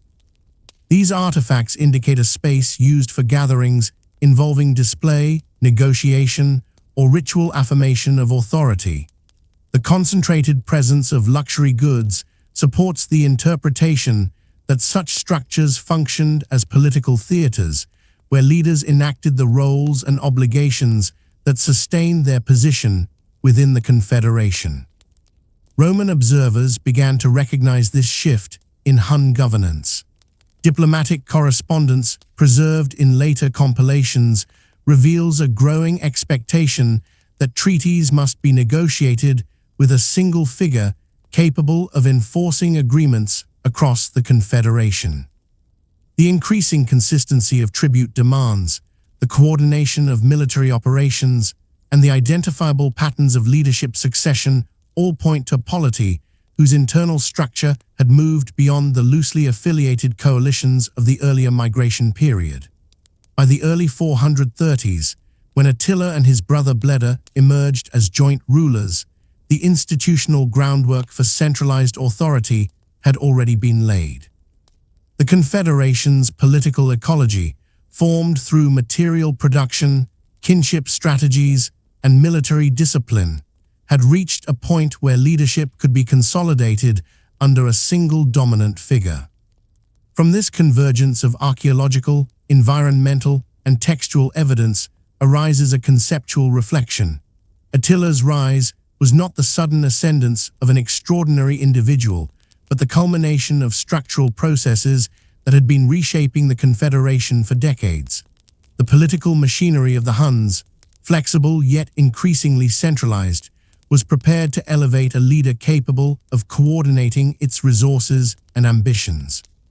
Attila would soon transform this latent capacity into a system of governance that reshaped the political geography of late antiquity. With the consolidation of authority underway, the period between AD 430 and 440 reveals a confederation increasingly shaped by deliberate strategic coordination. Archaeological clusters across the central Carpathian Basin show the emergence of elite compounds marked by dense concentrations of horse gear, imported Roman tableware, and high-quality metal fittings produced in standardized forms. At several sites near modern-day Kexkamate and Eurasia, excavations uncovered large refuse deposits containing slag from bronze and iron production, alongside fragments of molds used for casting ornate belt plaques. Radiocarbon sequences place these workshops within the decade when Attila and Bleda assumed joint leadership. The scale and uniformity of production suggest an intensification of centralized oversight, in which elite regalia functioned as instruments for reinforcing political hierarchy and consolidating alliances across a multi-ethnic confederation. Settlement archaeology provides further evidence of coordination. Along tributaries of the Tisa, semi-permanent encampments contain zones dedicated to animal processing, craft specialization, and storage, reflecting a logistical sophistication not present in earlier periods. Soil micromorphology from these sites indicates repeated cycles of construction and use, suggesting that leaders and their retinues return to these locations as administrative or ceremonial hubs. The presence of imported goods, glass vessels from the Roman Balkans, fine metal ornaments from local workshops, and textiles with steppe-derived patterns points to a political economy grounded in both coercive acquisition and negotiated exchange. These settlements served as centers where leaders could gather followers, distribute tribute received from Rome, and reinforce loyalty through the visible performance of wealth. Roman sources from this period begin to portray the Huns not merely as raiders, but as actors exerting calculated diplomatic pressure. Accounts preserved in the histories of Priscus describe emissaries dispatched to negotiate renewed tribute, exchanges of hostages that signaled mutual obligation and ceremonial receptions organized to project authority. Although Priscus wrote during Attila's later reign, the structural features he observed, formalized negotiations, presentation of gifts, and carefully choreographed displays of royal power, were likely rooted in practices developed during the Confederation's earlier phase of consolidation. These accounts align with archaeological evidence for elevated production of elite materials and the presence of Roman luxury goods in high-status Hun burials. Tribute did not merely enrich leaders, it underwrote a political economy built on the redistribution of wealth as a mechanism of cohesion. Environmental conditions during this decade remained favorable to the maintenance of large cavalry forces. Pollen records continue to show stable grassland regimes across the basin, and isotopic analysis of excavated horse bones indicates consistent access to high-quality forage. The persistence of ecological stability allowed Hun leadership to rely on rapid mounted communication and large-scale mobilization, essential components of governance in a polity spread across extensive territories. Faunal remains from administrative encampments reveal carefully managed livestock herds, with selective slaughter patterns designed to preserve breeding stock. This attention to herd maintenance reflects the intimate linkage between political authority and the capacity to sustain a mounted military apparatus.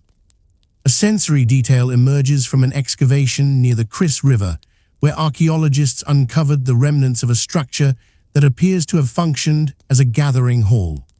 Thin layers of charred earth retain the earthy, resinous scent of burned timber, and scattered across the surface were fragments of decorated wooden plaques, bronze rivets, and broken drinking vessels.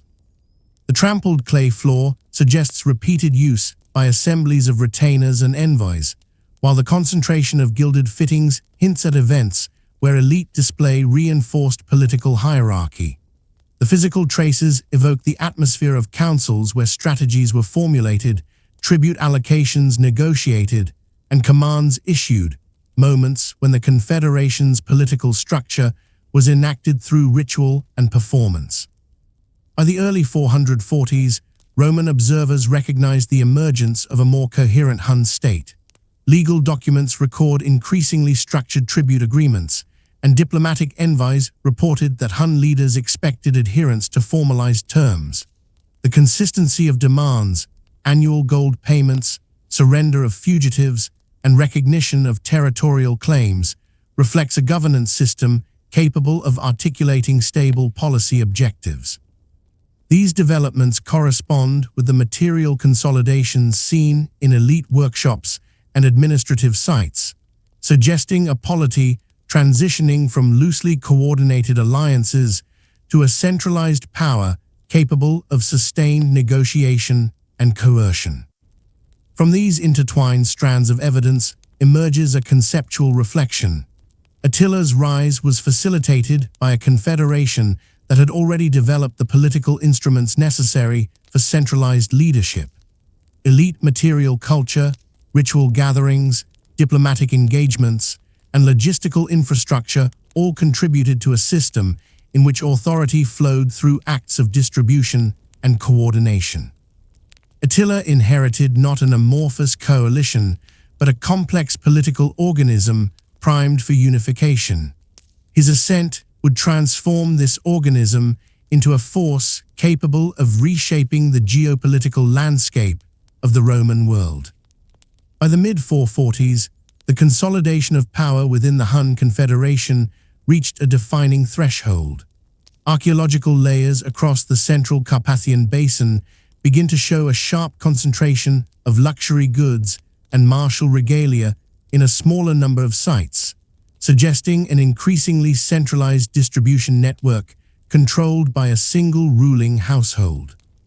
Elite burials dated to this decade contain unprecedented quantities of gilded belt ornaments, silver drinking vessels, and imported Roman tableware, all arranged in highly structured patterns indicative of formalized status display. Metallurgical analysis of these assemblages reveals consistent alloy compositions and manufacturing techniques, pointing to production within a coordinated workshop system likely operating under the patronage of Attila's court. This concentration of wealth and symbolism mirrors the consolidation of political authority described in contemporary Roman accounts, which portray Attila as the unchallenged leader of a vast, multi-ethnic polity. Settlement archaeology further reflects this political centralization. Excavations near the Middle Danube have uncovered extensive occupation layers interpreted as components of a royal encampment used intermittently over several seasons. These sites include large assembly spaces, hearth complexes capable of supporting sizable gatherings, and clusters of craftworking debris, bronze slag, bone offcuts, and iron fragments, all pointing to specialized production associated with elite consumption. Soil micromorphology suggests repeated phases of use, trampling, and abandonment, creating a palimpsest characteristic of places that hosted periodic political councils or ceremonial events. The presence of imported Roman amphorae, glassware, and personal ornaments within these layers underscores the central role that tribute and diplomatic exchange played in sustaining the court's influence. These settlements functioned as nodal points where political alliances were negotiated, military campaigns planned, and the symbolic apparatus of Hun leadership performed. Roman documentary evidence from this period provides a complementary narrative. According to Priscus, who later visited Attila's court, the ruler exercised authority through a combination of lineage prestige, strategic redistribution of wealth, and the orchestration of ritualized gatherings. Although Priscus's account describes the court as it existed in the 440s and 450s, the structural features he observed likely emerged during the decade in which Attila consolidated power. Roman envoys reported that the Huns operated under a clear hierarchy in which subordinate leaders acknowledged Attila's supremacy and participated in councils where major decisions were announced. This represents a significant departure from earlier descriptions of the Huns as loosely organized raiding bands. The confederation had evolved into a polity capable of sustained diplomatic engagement, complex negotiation, and coordinated military action across multiple theaters. Environmental conditions continued to support this expanding political framework. Pollen studies from across the Great Hungarian Plain indicate persistent grassland productivity, with minimal evidence of abrupt climatic fluctuations during the mid-5th century. These stable conditions allowed the Huns to maintain large horse herds essential for rapid communication, logistical support, and military readiness.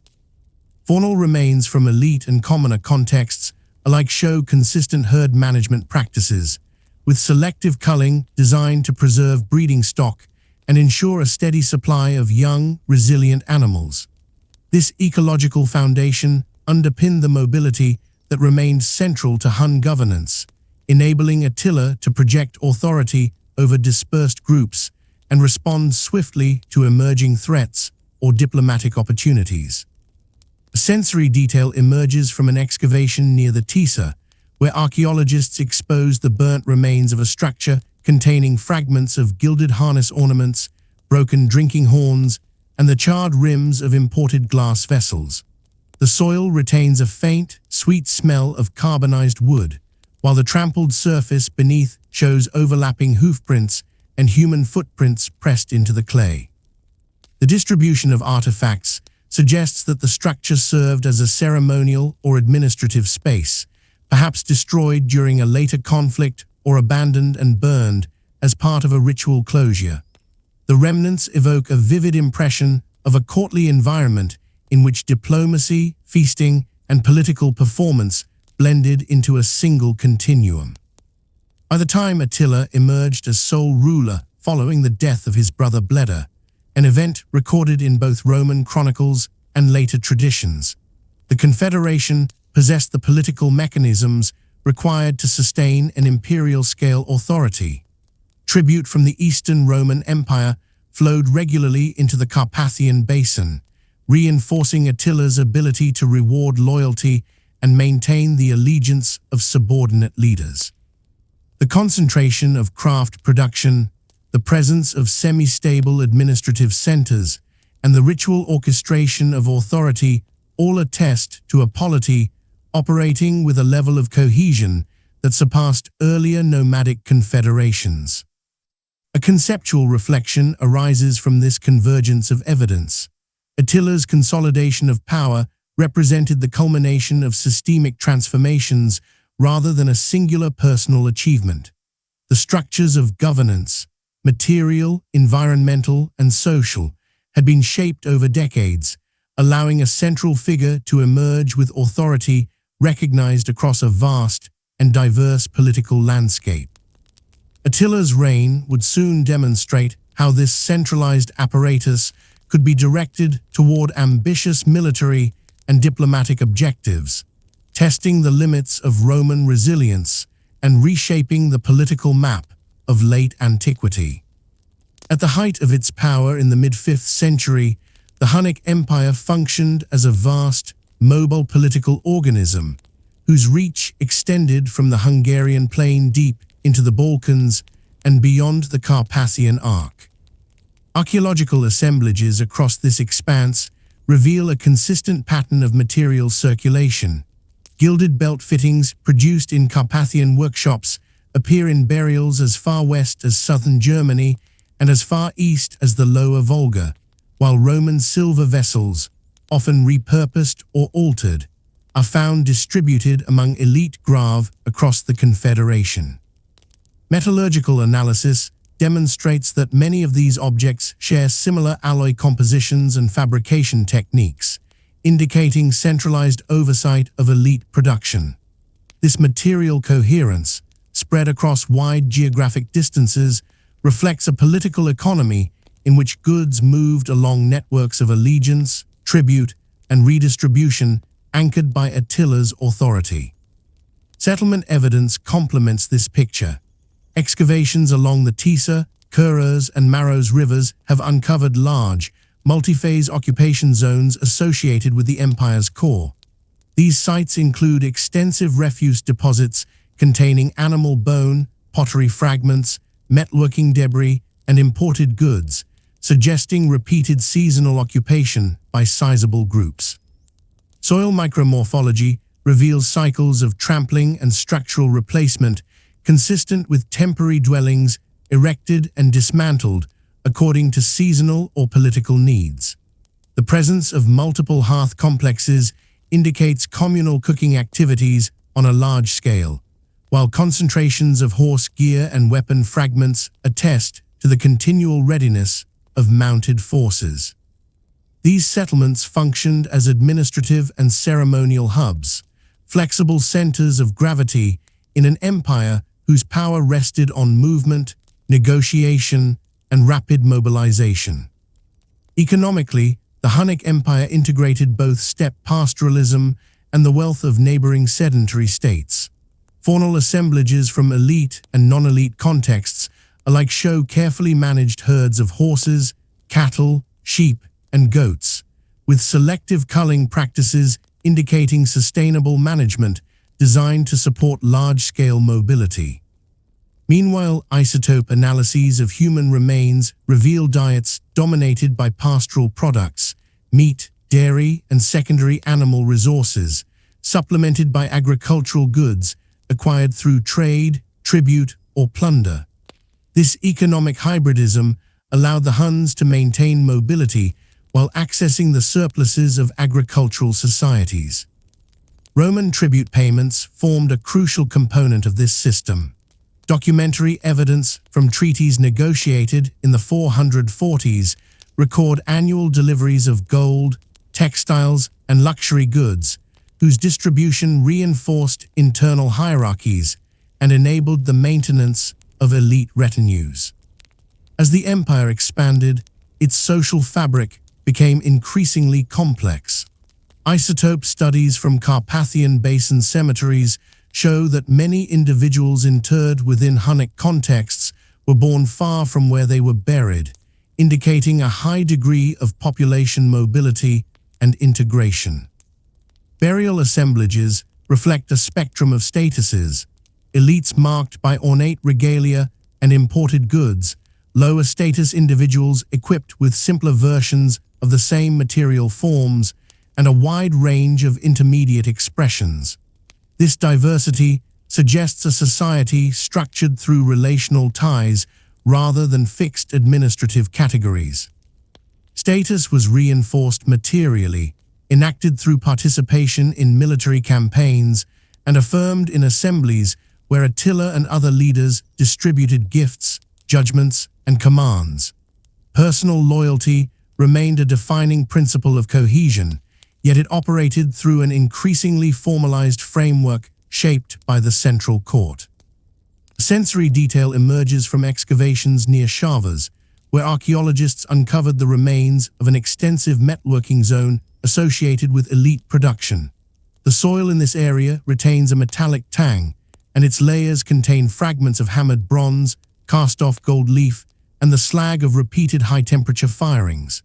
Broken molds for belt appliques and scabbard fittings lie scattered across the surface, their edges worn smooth by centuries of weathering.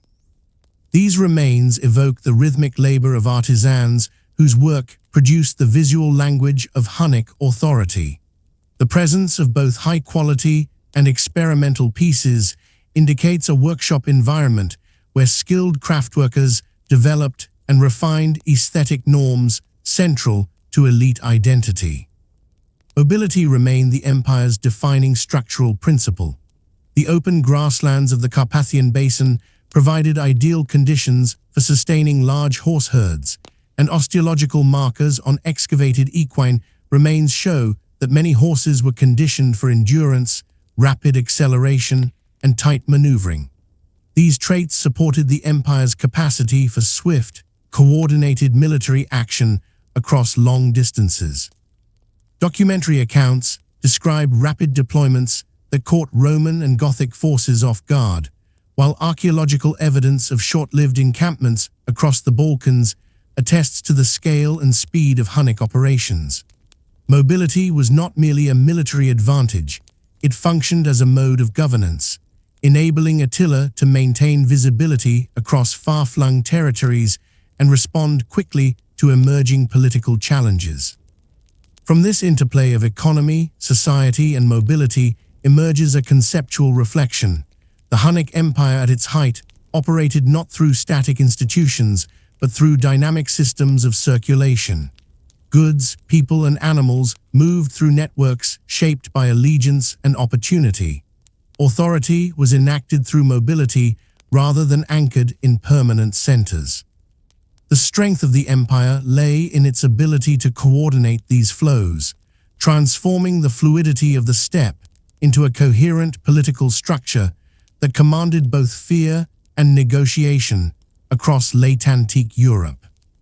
Across the Carpathian Basin, the archaeological signature of the Hunnic Empire becomes increasingly defined by its integration of diverse landscapes into a flexible but coherent system of mobility and extraction.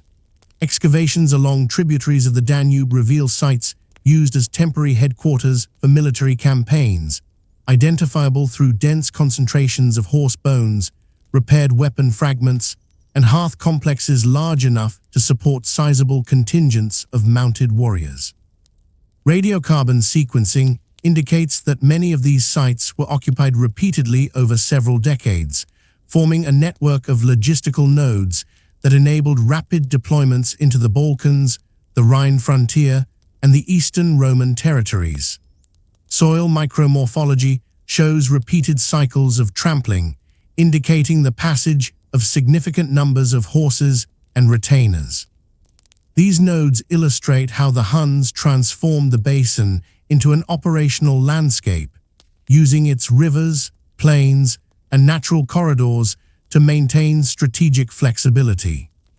Economic extraction operated alongside this mobility. Documentary evidence from treaties with the Eastern Roman Empire records regular tribute deliveries of gold, silk, grain, and manufactured goods, which entered the Hunnic political economy through cycles of redistribution. Archaeological finds from elite burials, silverware bearing imperial workshop marks, glass vessels from Syrian production centers, and brocaded textiles demonstrate the empire's deep entanglement with Roman manufacture. Metallurgical analyses reveal that many imported objects were modified, cut, refitted, or mounted as ornamental appliques to align with the symbolic requirements of Hunnic elite display. These imported goods did not merely serve as luxury items, they functioned as instruments of governance. Their distribution reinforced loyalty, allowed Attila to cultivate dependent elites, and signaled participation in the wider economic networks of late antiquity. Pastoral production remained the structural base of the empire. Faunal assemblages from settlements across the basin show consistent herd compositions dominated by horses and cattle, supported by sheep and goats, whose secondary products, milk, wool, hides, supplied essential goods.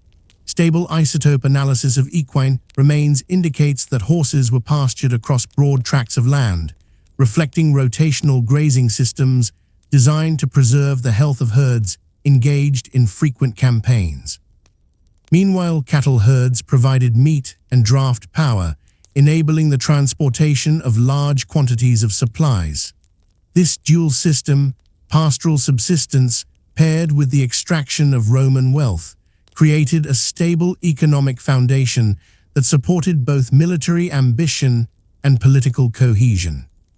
Social organization within the empire reflects this economic duality. Burial evidence reveals a hierarchy expressed through material display, yet the spectrum of status remains broad rather than rigidly stratified. While elite graves contain elaborate belt sets, imported silverware, and high-quality weaponry, many mid-ranking burials include simplified versions of elite regalia, often made in bronze or iron. This gradient suggests a system in which authority operated through distributed networks of allegiance rather than fixed bureaucratic offices. Leaders relied on gift-giving to maintain loyalty, while followers demonstrated adherence through material imitation and participation in military campaigns. Strontium isotope studies further indicate that many individuals moved repeatedly throughout their lives, reflecting a society in which political integration depended on continual circulation between different sectors of the empire. A sensory detail emerges from excavations near the Maros River, where archaeologists identified a shallow depression containing the residues of repeated feasting events.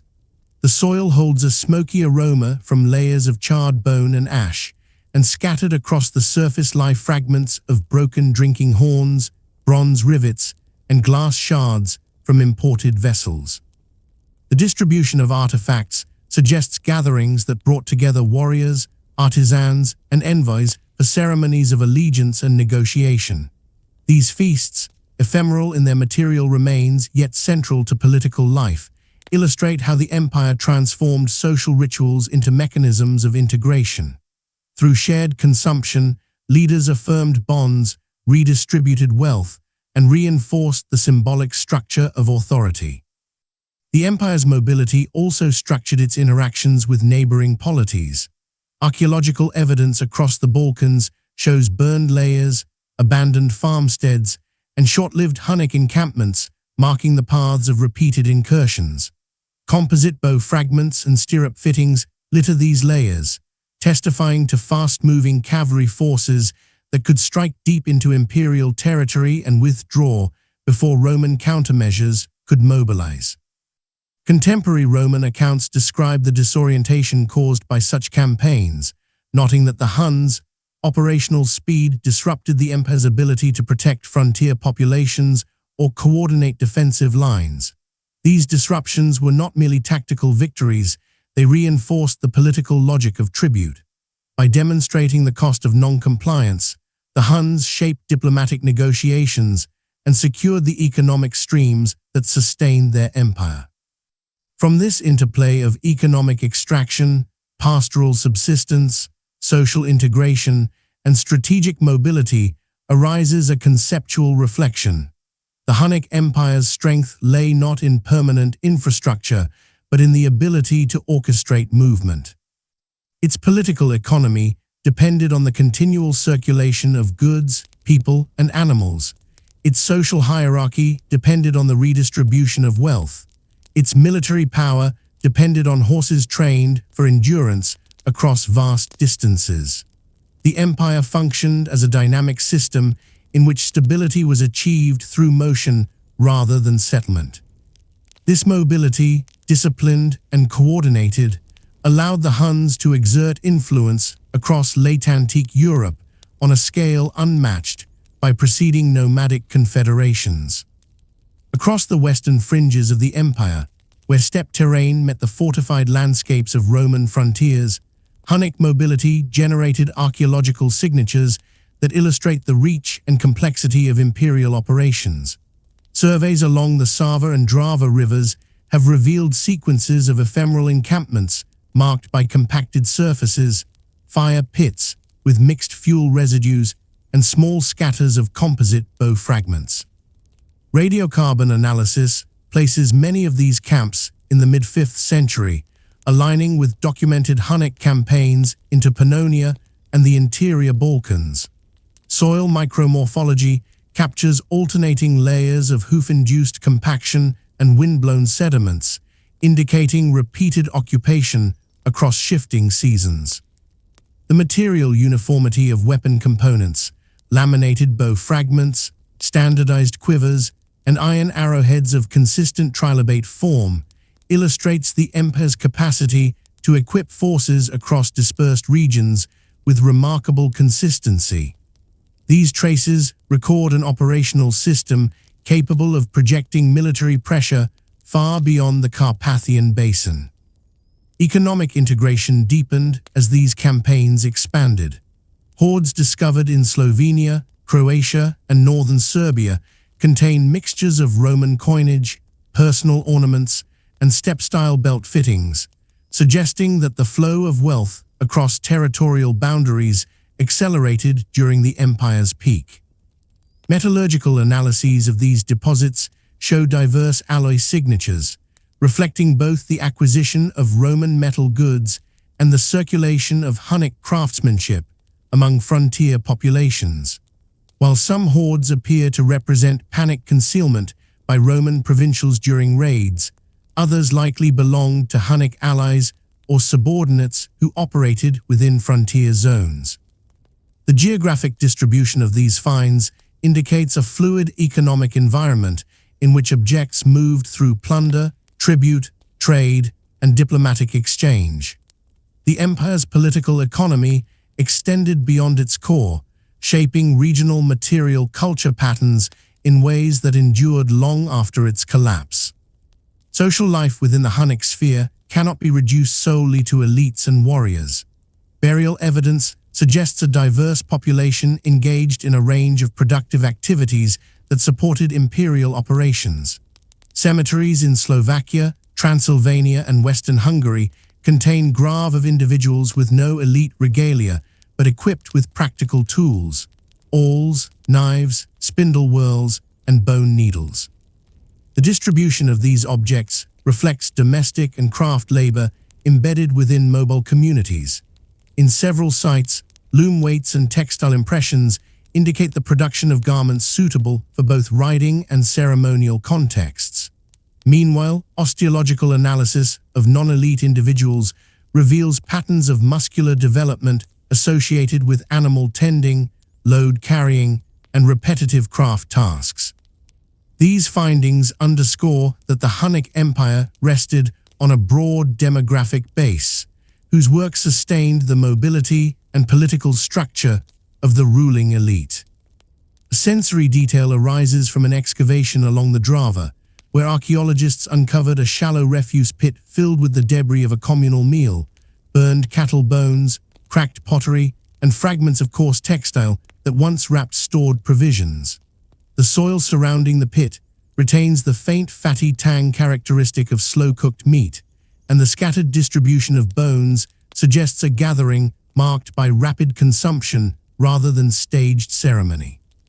Among the debris lay a broken iron knife and a few simple bronze studs, objects unlikely to belong to high-ranking individuals. The pit captures a moment of everyday life within a mobile encampment, the routines of sustenance, conversation, and shared labor that bound followers to leaders and sustain the rhythms of imperial movement. Mobility structured communication as much as military action. Archaeological traces of relay points appear in the form of small, regularly spaced campsites situated at predictable intervals along river corridors and open plains. These sites contain limited but telling debris, fragments of horse gear, small hearths, and occasional metal fittings associated with saddle repair. Their consistent spacing, often 25 to 40 kilometers apart, aligns with the distance a mounted messenger could reasonably travel before resting.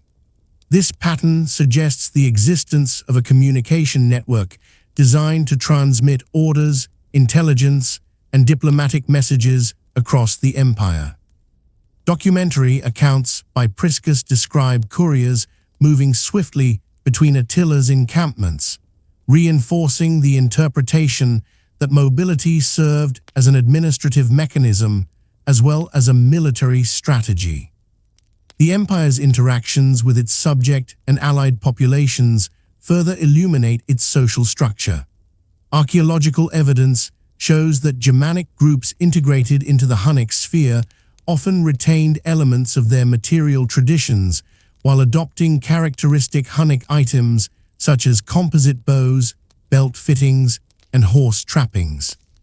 Cemeteries in the Carpathian Basin contain grave where Germanic pottery appears alongside steppe-derived weapons, signaling cultural blending within military units and domestic contexts.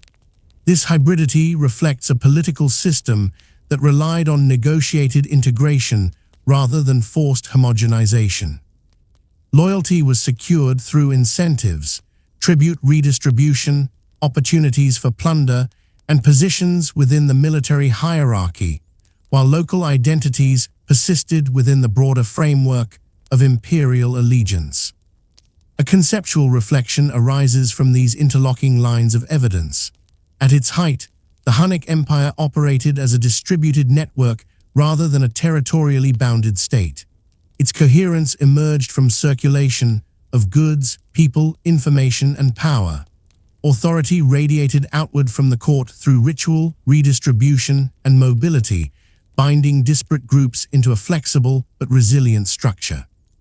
The empire's strength lay in its adaptability, its capacity to sustain momentum across shifting landscapes, and its ability to translate movement into political dominance. This system, refined under Attila's leadership, would shape the trajectory of his campaigns and define the final decades of Hunnic power. By the 440s, Hunnic power had matured into a system capable of exerting sustained pressure across the Roman world, and Attila emerged as the central figure whose authority shaped both military operations and diplomatic exchanges. Archaeological layers from the Balkans reveal widespread traces of these campaigns: burned villa complexes, hastily abandoned granaries, and compacted occupation surfaces left by temporary Hunnic encampments. Radiocarbon sequences from sites in Mysia and Thrace place many of these destruction layers in the years 441–447, when Roman sources describe major Hunnic incursions into the Eastern Empire. In several fortified settlements, iron arrowheads of steppe design were found embedded in collapsed walls, while composite bow fragments appeared scattered among debris layers containing broken roof tiles and charred beams. These material signatures align closely with contemporary accounts that emphasize the speed, precision, and unpredictability of Hunnic attacks. Roman administrative centers responded unevenly to this pressure. Excavations at towns along the Danube corridor reveal cycles of repair and abandonment. Fortifications rebuilt with hastily mortared stone, auxiliary structures reinforced with salvaged timber, and storage pits repurposed as emergency refuges. Ceramics from these phases exhibit a marked decline in decorative quality, suggesting that production lines were disrupted by recurrent conflict. Meanwhile, hoard deposits buried within domestic floors contain coins, jewelry, and utilitarian tools, objects hidden in moments of uncertainty when inhabitants feared imminent assault. Metallurgical analysis of these hoards reveals a mixture of local and imported goods, reflecting the interconnected economic world that Hunnic campaigns destabilized. Diplomatic exchanges formed a parallel sphere of interaction.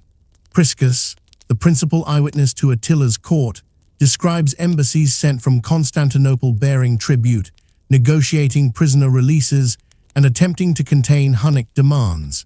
His account of his journey through the empire's outer territories mentions abandoned villages, fields left unharvested, and stretches of landscape marked by the traces of recent raids. These observations correspond with archaeological findings of lightly burned rural settlements and fields showing signs of disrupted planting cycles. Within Attila's camp, Priscus observed elaborate protocol, the arrangement of seats according to rank, the presentation of gifts, and the performance of toasts that affirmed hierarchical order. These rituals underscore the political theater through which Attila projected authority, blending steppe traditions with adapted forms of Roman diplomatic symbolism. Metallurgical studies of artifacts associated with such settings, gilded drinking cups, decorative weapons, and ornamented belt sets, demonstrate a consistent aesthetic vocabulary that communicated status within the court. Environmental conditions shaped the logistics of these campaigns. Pollen cores from the lower Danube region indicate a period of relative climatic stability during the mid-5th century, with grassland and riverine ecosystems capable of supporting large herds. Faunal remains from Hunnic encampments show horses in excellent physical condition, exhibiting osteological markers associated with long-distance riding and abrupt directional maneuvers. The availability of high-quality pasture along the Danube corridor enabled Attila to move large armies rapidly, selecting routes that balanced access to grazing with opportunities to strike at Roman administrative centers. These environmental advantages, combined with the highly trained horse archers who formed the core of Hunnic military forces, shaped the empire's ability to conduct sustained operations at great distances from its political center. Sensory detail arises from excavations at a siege layer in Eurasia, where archaeologists uncovered the charred remains of a wooden gate reinforced with iron studs. The burned material emits a faint mineral scent when exposed, and embedded in its surface are several trilobate arrowheads, their barbs bent from impact. Nearby, a collapsed watchtower contained fragments of signal horns, broken ceramic lamps, and scorched ropes from a Roman hoisting mechanism. These objects convey the immediacy of confrontation, the cracking of heated timber, the metallic ring of arrow impacts, and the smell of smoke drifting through a fortified settlement under assault. The material record preserves the sensory atmosphere of Attila's campaigns, even as the broader landscape reflects their structural consequences. Roman sources portray Attila as a calculating strategist who balanced intimidation with negotiation.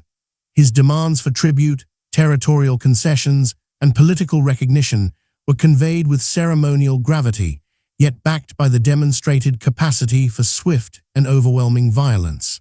Priscus describes a leader who moved between camps with deliberate ritual, receiving envoys in settings designed to project both opulence and threat. Archaeological evidence from elite Hun sites, rich assemblages of gilded ornaments, Roman silver, and finely worked horse trappings, supports the image of a ruler who used material display to articulate authority. The simultaneous presence of steppe-derived martial artifacts and imported luxury goods reveals a political vocabulary that drew from multiple cultural traditions, allowing Attila to engage Roman diplomats on symbolic terrain familiar to both sides. From these patterns emerges a conceptual reflection. Attila's campaigns and diplomacy were not separate arenas, but interdependent components of a unified strategy. Military operations created leverage for negotiations. Diplomatic theater amplified the psychological impact of raids. Material display encoded the political hierarchy that sustained his rule. The Huns' interactions with the Roman world during this period illustrate how mobility, ritual, and coercion could be combined into a potent system of imperial influence. As Attila turned his attention westward, this system would be tested against different political landscapes and new configurations of resistance. As Attila's influence expanded, the interplay between military action and diplomatic negotiation became even more structurally intertwined. Along the Middle Danube and into the interior Balkans, archaeologists have identified a sequence of mid-5th century layers characterized by targeted destruction rather than indiscriminate devastation. Excavations at Naissus, Viminacium, and Serdica reveal burn patterns concentrated around administrative buildings, granaries, and fortifications, while adjacent residential quarters show evidence of brief plunder rather than systematic ruin. These patterns align with contemporary accounts that describe Attila's campaigns not as exercises in territorial occupation, but as strategic demonstrations intended to compel tribute, destabilize Roman logistics, and assert negotiating leverage. Iron arrowheads of steppe manufacture, often embedded in collapsed masonry, appear alongside broken spearheads and fragments of cavalry tack, marking the presence of mounted forces deployed for decisive, highly coordinated strikes. Roman responses to these pressures varied by region and political circumstance. Fortified centers along the Danube underwent repeated cycles of reinforcement, evidenced archaeologically by repairs using mismatched stone, repurposed tiles, and hastily erected timber structures. Ceramics produced during these phases exhibit simplified forms and uneven firing, suggesting that local economies were strained by repeated demands for military provisioning. Meanwhile, hoard deposits buried beneath villa floors or in the corners of workshops contain jewelry, coins, and utilitarian tools sealed beneath layers of compacted soil, a pattern consistent with concealment during emergency evacuations. Metallurgical analysis of these hoards indicates that many objects were in active use, reinforcing the impression that inhabitants fled rapidly in response to approaching Hunnic detachments. The diplomatic consequences of these campaigns appear vividly in Priscus's narrative. Envoys dispatched from Constantinople navigated landscapes still bearing the physical traces of recent conflict, abandoned fields, smoke-blackened structures, and empty villages. Their arrival at Attila's camp initiated a ritual sequence blending steppe traditions with symbolic elements familiar to Roman political culture. Priscus describes long dining halls constructed of timber and decorated with carved ornaments, where guests were seated according to rank and where each act, raising a cup, conferring a gift, or delivering a message, followed an order that affirmed hierarchical relationships. Archaeological parallels to these descriptions appear in the remains of large timber structures uncovered near the Tisa and Kurers rivers, where post holes, burned beams, and concentrations of high-status artifacts suggest the presence of ceremonial spaces used for diplomatic receptions and elite gatherings. Environmental factors continued to facilitate these interactions. Pollen cores from riverine zones of the Balkans show stable grassland ecosystems through much of the 440s, ideal for supporting the constant movement of animals that enabled Attila's forces to advance and withdraw without exhausting local resources. Faunal remains from temporary encampments reveal horses in robust condition, with osteological markers consistent with extensive training in acceleration and directional maneuver. These biological indicators help explain the strategic mobility that allowed Hunnic forces to shift rapidly between theaters, applying concentrated pressure to sites of Roman vulnerability and retreating before countermeasures could be coordinated. The convergence of environmental opportunity and tactical flexibility formed the logistical backbone of Attila's campaigns. A sensory detail emerges from excavations at a Hunnic encampment near Marcianopolis, where a thin layer of soot still clings to compacted soil around a collapsed hearth. The ash carries the faint scent of charred grain and animal fat, suggesting provisioning in haste. Scattered nearby were fragments of wooden drinking horns, broken bronze appliques, and a composite bow limb split along its sinew bindings. The trampled earth surrounding these objects records the convergence of riders, camp followers, and possibly emissaries arriving or departing under shifting diplomatic conditions. The ephemeral material traces evoke the sounds of horses, the crackle of fire, and the fragments of conversation lost to time, details that gesture toward the lived experience behind the grand political narratives preserved in textual sources. Roman writers increasingly recognized that Attila's authority was reinforced through disciplined political theater as much as through military success. Tribute payments negotiated under duress often included stipulations governing the return of fugitives, the movement of populations, or the timing of future embassies. These provisions reflect a sophisticated diplomatic framework in which Attila asserted not merely financial demands, but political oversight. Archaeological evidence supports this interpretation. The growing presence of Roman luxury goods in elite Hunnic burials, alongside standardized Hunnic regalia, demonstrates how imported symbols of prestige were woven into the empire's hierarchical order. The integration of foreign material culture within domestic political structures underscores the dual orientation of Attila's power, rooted in steppe traditions yet responsive to the political vocabulary of the Roman world. A conceptual reflection arises from the synergy between these material and textual records. Attila's engagement with Rome functioned as a calibrated system in which coercion and diplomacy reinforced one another. Military campaigns created conditions of vulnerability. Diplomatic negotiations transformed that vulnerability into structured tribute, and political theater translated tribute into legitimacy within the confederation. This cycle sustained the Hunnic Empire at its zenith and shaped the interactions that would define Attila's subsequent campaigns in the western provinces, where different political landscapes and alliances would test the limits of this finely tuned apparatus. By the late 440s and early 450s, Attila had refined a strategic system in which military incursions, diplomatic demands, and symbolic performances converged into a coherent mechanism of imperial influence. Archaeological layers across the Central Balkans reflect this interplay with unusual clarity. At sites such as Sirmium, Singidunum, and Margum, excavators have uncovered phases of destruction characterized by burned granaries, collapsed defensive towers, and pottery assemblages abruptly interrupted in their occupational sequence. Radiocarbon dates cluster within the known years of Attila's Balkan campaigns, aligning the physical record with documentary references to prolonged sieges and negotiated withdrawals.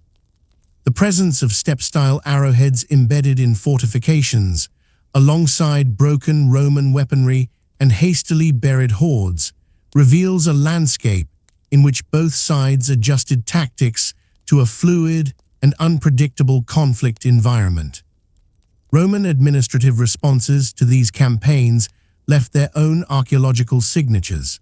In several fortresses along the Danube, construction phases show emergency adaptations. Thicker ramparts reinforced with alternating layers of timber and stone, expanded ditch systems cut into alluvial soils, and makeshift internal partitions built of salvaged architectural fragments. Ceramics associated with these layers demonstrate reduced diversity and hurried production, reflecting the pressures placed on local economies by continual military demands. Meanwhile, storage jars filled with unprocessed grain buried within domestic rooms suggest an attempt to safeguard essential provisions under siege conditions. These features point to a frontier world where Roman governance increasingly operated under the shadow of Hunnic mobility and coercive capacity. Diplomatic theatre remained central to Attila's strategy. Priscus's detailed account of his embassy provides insight into the performative dimensions of Hunnic authority. He describes how envoys approached a camp marked by banners, horse lines, and the rhythmic movements of retainers preparing ritual spaces. The diplomatic hall he entered, constructed of timber, adorned with carved ornamentation, and arranged to emphasize linear hierarchies of seating, corresponds with excavated structures in the Carpathian Basin, showing extensive post-hole patterns, burnt beam remains, and concentrations of high-status artifacts. Priscus notes how the sequence of toasts, presentations, and formal statements created a choreographed environment in which political relationships were enacted materially through objects and gestures. Archaeological parallels, gilded drinking horns, silver bowls with Roman workshop marks, and elaborately cast belt fittings demonstrate how luxury items functioned as tools of diplomacy, reinforcing status and signaling adherence to the protocols of the court. Environmental conditions shaped these diplomatic rhythms as much as military ones. Stable grassland ecosystems across the central Danube basin provided the reliable pasturage needed to sustain large herds, enabling the Huns to maintain mobile courts that could relocate according to political and logistical needs. Faunal remains from elite sites reveal horses bred for speed and maneuverability, whose physical conditioning allowed messengers to travel rapidly between encampments. These biological indicators correspond with Priscus's observation that communications within the empire were swift and coordinated, allowing Attila to assemble or disperse forces as diplomatic situations evolved. The environmental foundations of mobility thus underpin the adaptability that defined Hunnic engagement with Rome. A sensory detail emerges from excavations at a temporary Hunnic encampment near the Danube bend. Beneath a thin layer of silt, archaeologists found a compacted surface streaked with ash and scattered with fragments of charred wood and bone. The soil releases a faint smoky aroma when disturbed, carrying hints of animal fat absorbed into the hearth residue. Nearby lay a broken segment of a composite bow and several pieces of bronze harness decoration, their surfaces dulled by oxidation but still bearing traces of gilding. The arrangement suggests a brief but intense occupation, perhaps during a diplomatic council, a military assembly, or a staging moment before a siege. Such material traces evoke the immediacy of Hunnic presence, capturing the convergence of domestic routine, martial preparation, and political deliberation within a single, ephemeral space. Roman authors observing these developments increasingly framed Attila not merely as a barbarian adversary, but as a ruler whose authority operated through recognizable political structures. His demands for tribute, his insistence on formal treaty terms, and his diplomatic interactions with Constantinople and Ravenna reflect a leader engaged in systematic negotiation. The consistency of these demands, recorded in multiple sources, suggests a governance model capable of articulating long-term strategic goals. Archaeological evidence reinforces this interpretation. The widespread distribution of standardized elite regalia, combined with evidence of centralized craft production, indicates a polity operating with internal coherence and administrative sophistication. From these converging strands emerges a conceptual reflection. Attila's interaction with the Roman world exemplified a mode of imperial engagement rooted in mobility, ritual, and negotiated coercion. Military campaigns demonstrated capacity. Diplomacy translated that capacity into tangible concessions, and symbolic performance maintained the internal cohesion necessary for sustained influence. The Hunnic Empire at its zenith operated through this triad, projecting power not by occupying territory, but by orchestrating flows of tribute, allegiance, and fear. As Attila turned his attention toward the western provinces, this system would undergo its most ambitious, and ultimately its most precarious, test. When Attila died in AD 453, the political structure he had commanded entered a period of rapid and irreversible transformation. Archaeological sequences across the Carpathian Basin show an abrupt decline in the concentration of elite material culture beginning in the mid-5th century. Sites that once yielded gilded belt fittings, high-quality horse trappings, and imported Roman luxury goods shift almost immediately to assemblages dominated by utilitarian artifacts, plain buckles, coarse ceramics, and locally produced metalwork of markedly reduced craftsmanship. Radiocarbon-dated abandonment layers at several settlements coincide with this transition, indicating that administrative or ceremonial centers associated with Attila's court were deserted within a short interval after his death. The disappearance of standardized elite regalia provides one of the clearest material indicators that the symbolic system sustaining the confederation had fractured. Burial evidence highlights this fragmentation with equal clarity. Cemeteries that once contained high-status interments arranged according to structured political hierarchy begin to exhibit greater variability in grave goods and spatial organization. In regions formerly under strong Hunnic influence, Western Hungary, Transylvania, and the Lower Tisa, mid-5th century grave contain fewer Roman imports and display a mixture of stylistic traditions reflecting emerging local identities. Strontium isotope analysis from these cemeteries shows reduced geographical diversity among buried individuals, suggesting a decline in long-distance integration that had previously bound disparate groups into a confederated network. The narrowing of isotopic signatures corresponds with textual accounts describing the withdrawal or expulsion of groups that had formed part of Attila's multi-ethnic polity. Documentary sources record this unraveling in dramatic terms. Priscus and later chroniclers note that Attila's sons, Elac, Dengizic, and Ernak, attempted to divide authority, reassert dominion over subject populations, and maintain tributary relationships with both Eastern and Western Rome. Yet their efforts collided with internal rivalries and external resistance. The Battle of Nedao, described as a decisive confrontation between Huns and a coalition of former subject peoples, marks a turning point in the literary tradition.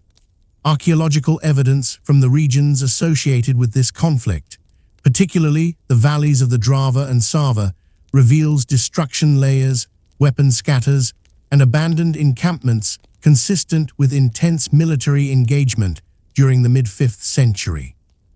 Iron arrowheads, broken spear points, and fragments of lamellar armor recovered from these areas signal clashes between cavalry forces whose material signatures blend elements of Hunnic and Germanic manufacture. Although precise attribution remains difficult, these remains align with the narrative of widespread revolt and the collapse of centralized Hunnic authority. Environmental conditions during this period added additional strain to an already unstable political landscape. Pollen sequences from the Carpathian Basin register minor but perceptible shifts toward increased moisture variability in the decades following Attila's death. While not severe enough to disrupt pastoral subsistence entirely, these fluctuations may have complicated the logistics of maintaining large mobile herds, particularly in a context where political fragmentation made coordinated grazing strategies more difficult. Faunal remains from late 5th century contexts show changes in herd structure, including reduced proportions of high-performance horses. This decline suggests that communities were no longer able to sustain the breeding practices essential for maintaining the specialized cavalry that had defined Hunnic military advantage.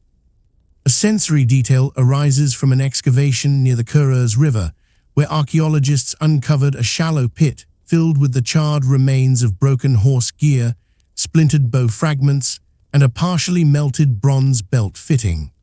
The soil retains a faint metallic scent, and the uneven burn pattern suggests a hasty destruction, likely the result of abandonment during conflict. Nearby, trampling layers show chaotic overlap of hoofprints and human footprints, indicating rapid movement by groups either retreating or pursuing. This concentrated deposit captures the tension of a moment when the structures that had held the confederation together dissolved under the dual pressures of internal rivalry and external attack. The material immediacy of the find underscores how quickly the political cohesion of the empire unraveled.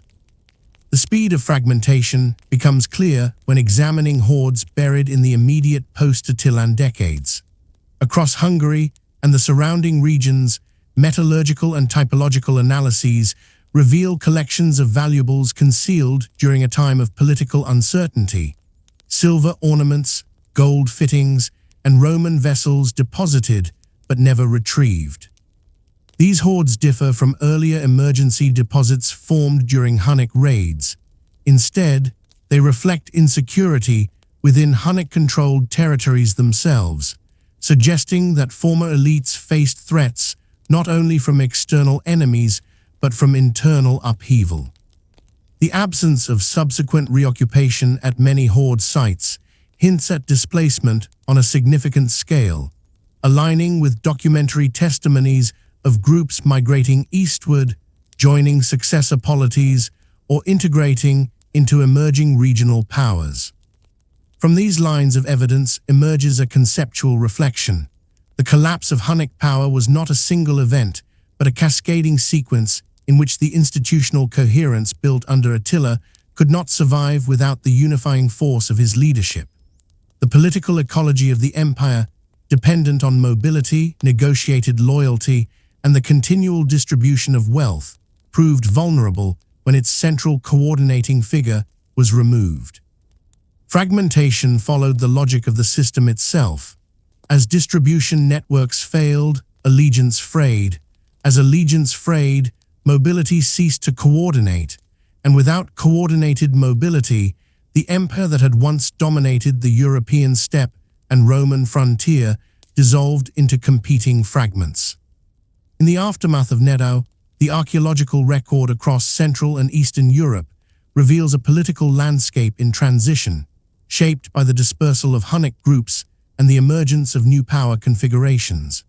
Excavations along the Middle Danube show settlement horizons abruptly truncated in the mid-5th century, with subsequent layers containing material assemblages associated not with the Huns, but with incoming Germanic and early steppe-derived communities. At several former Hunnic centers, pottery sequences shift from finely tempered wares linked to the Confederation's core workshops to coarser local ceramics, indicating the reoccupation of sites by smaller, regionally rooted groups. This transition is visible in microstratigraphic analyses that reveal discontinuities in occupation, charcoal-rich destruction layers, and periods of abandonment followed by sporadic reuse. Such evidence suggests that the integrated administrative and logistical system maintained under Attila disintegrated rapidly, leaving behind contested landscapes in which new polities struggled to assert control. Burial evidence illustrates the reconfiguration of social identities during this period. In regions once dominated by Hunnic elite expression, mid to late 5th century cemeteries contain grave goods reflecting a patchwork of cultural influences. Germanic-style brooches appear alongside steppe-derived belt fittings, while weapon types show hybrid characteristics, long blades with steppe hilt forms or composite bows paired with Germanic shields. These assemblages reflect the blending of traditions in communities composed of former Hunnic subjects, defectors, and migrants. Isotopic signatures from these graves show a narrower geographic range than those of earlier Hunnic period burials, indicating that population mobility declined as political structures localized. The diminished presence of high-status regalia, combined with the emergence of new stylistic combinations, underscores the transformation from a unified imperial identity to a mosaic of successor traditions. Documentary sources describe this transition in terms of fragmentation and dispersal. Attila's son Elac reportedly fell at Nedao while attempting to hold together the eastern sectors of the confederation. Dengizic and Ernak reorganized smaller followings, negotiating with eastern Rome for settlement or raiding opportunities, yet their efforts generated little lasting cohesion. Priscus and later Byzantine historians describe former subject peoples seizing the opportunity to reassert their independence, forming coalitions that displaced Hunnic groups from key territories. These textual accounts find archaeological support in the movement of material culture. Steppe-style artifacts appear in decreasing frequency west of the Carpathians, but continue to appear eastward into the Pontic region, where groups such as the Kutrigas, Utigas, and early Bulgars later emerged. Although not direct continuations of the Huns, these groups inherited elements of Hunnic weaponry, horse gear, and tactical organization, reflecting cultural transmission within a fluid and competitive post-imperial landscape. Environmental fluctuations during the later 5th century subtly influenced these developments. While not catastrophic, pollen sequences from the Hungarian plain record increased moisture variability and a slight reduction in grassland species favored by horse herding. These changes may have constrained the mobility of remaining Hunnic groups, limiting their access to optimal pastures and forcing them into regions where competition for resources intensified. Faunal assemblages from late 5th century sites show reduced proportions of high-conditioning horses and a rise in mixed herds adapted to more marginal conditions. This ecological shift, when combined with the loss of centralized leadership, contributed to the fragmentation of mobile military units that had once formed the backbone of Hunnic power. Sensory detail emerges from an excavation near the Drava River, where archaeologists identified the remains of a small 5th century refuge camp constructed atop an earlier Hunnic occupation layer. Within a shallow pit lay fragments of plain pottery, a broken iron knife, and a few charred seeds from stored grain. The surrounding soil contains a faint soot smell, and overlapping footprints pressed into the surface suggest hurried movement by a small group seeking temporary shelter. No elite artifacts appear in this layer, only the muted residue of daily survival. The contrast with the richly furnished Hunnic layers beneath underscores the abrupt descent from imperial authority to local fragmentation. The material simplicity of the refuge camp reflects the diminished social scale of communities adapting to life after the collapse of coordinated Hunnic governance. Hoards buried during this transitional era provide additional insight into shifting power dynamics. In several locations across Hungary, gold and silver objects once associated with Hunnic elites were concealed and never recovered. Metallurgical analysis indicates that these hoards contain items of mixed origin, Roman vessels reworked into ornaments, steppe-style belt fittings, and locally produced imitations. Their concealment suggests that remaining Hunnic factions or local elites feared imminent dispossession, either by rival groups or by advancing post-Hunnic polities. The hoards' non-recovery implies population displacement or mortality, underscoring the instability of the era. These deposits represent not merely hidden wealth, but the archaeological shadow of political collapse. From these combined lines of evidence emerges a conceptual reflection. The post-Attilan world did not witness the simple disappearance of the Huns, but the transformation of their cultural, military, and political legacies into new configurations. Fragmentation followed the structural logic of the empire itself. without the mechanisms of redistribution and coerced unity provided by Attila's leadership, allegiance shifted to emerging regional powers.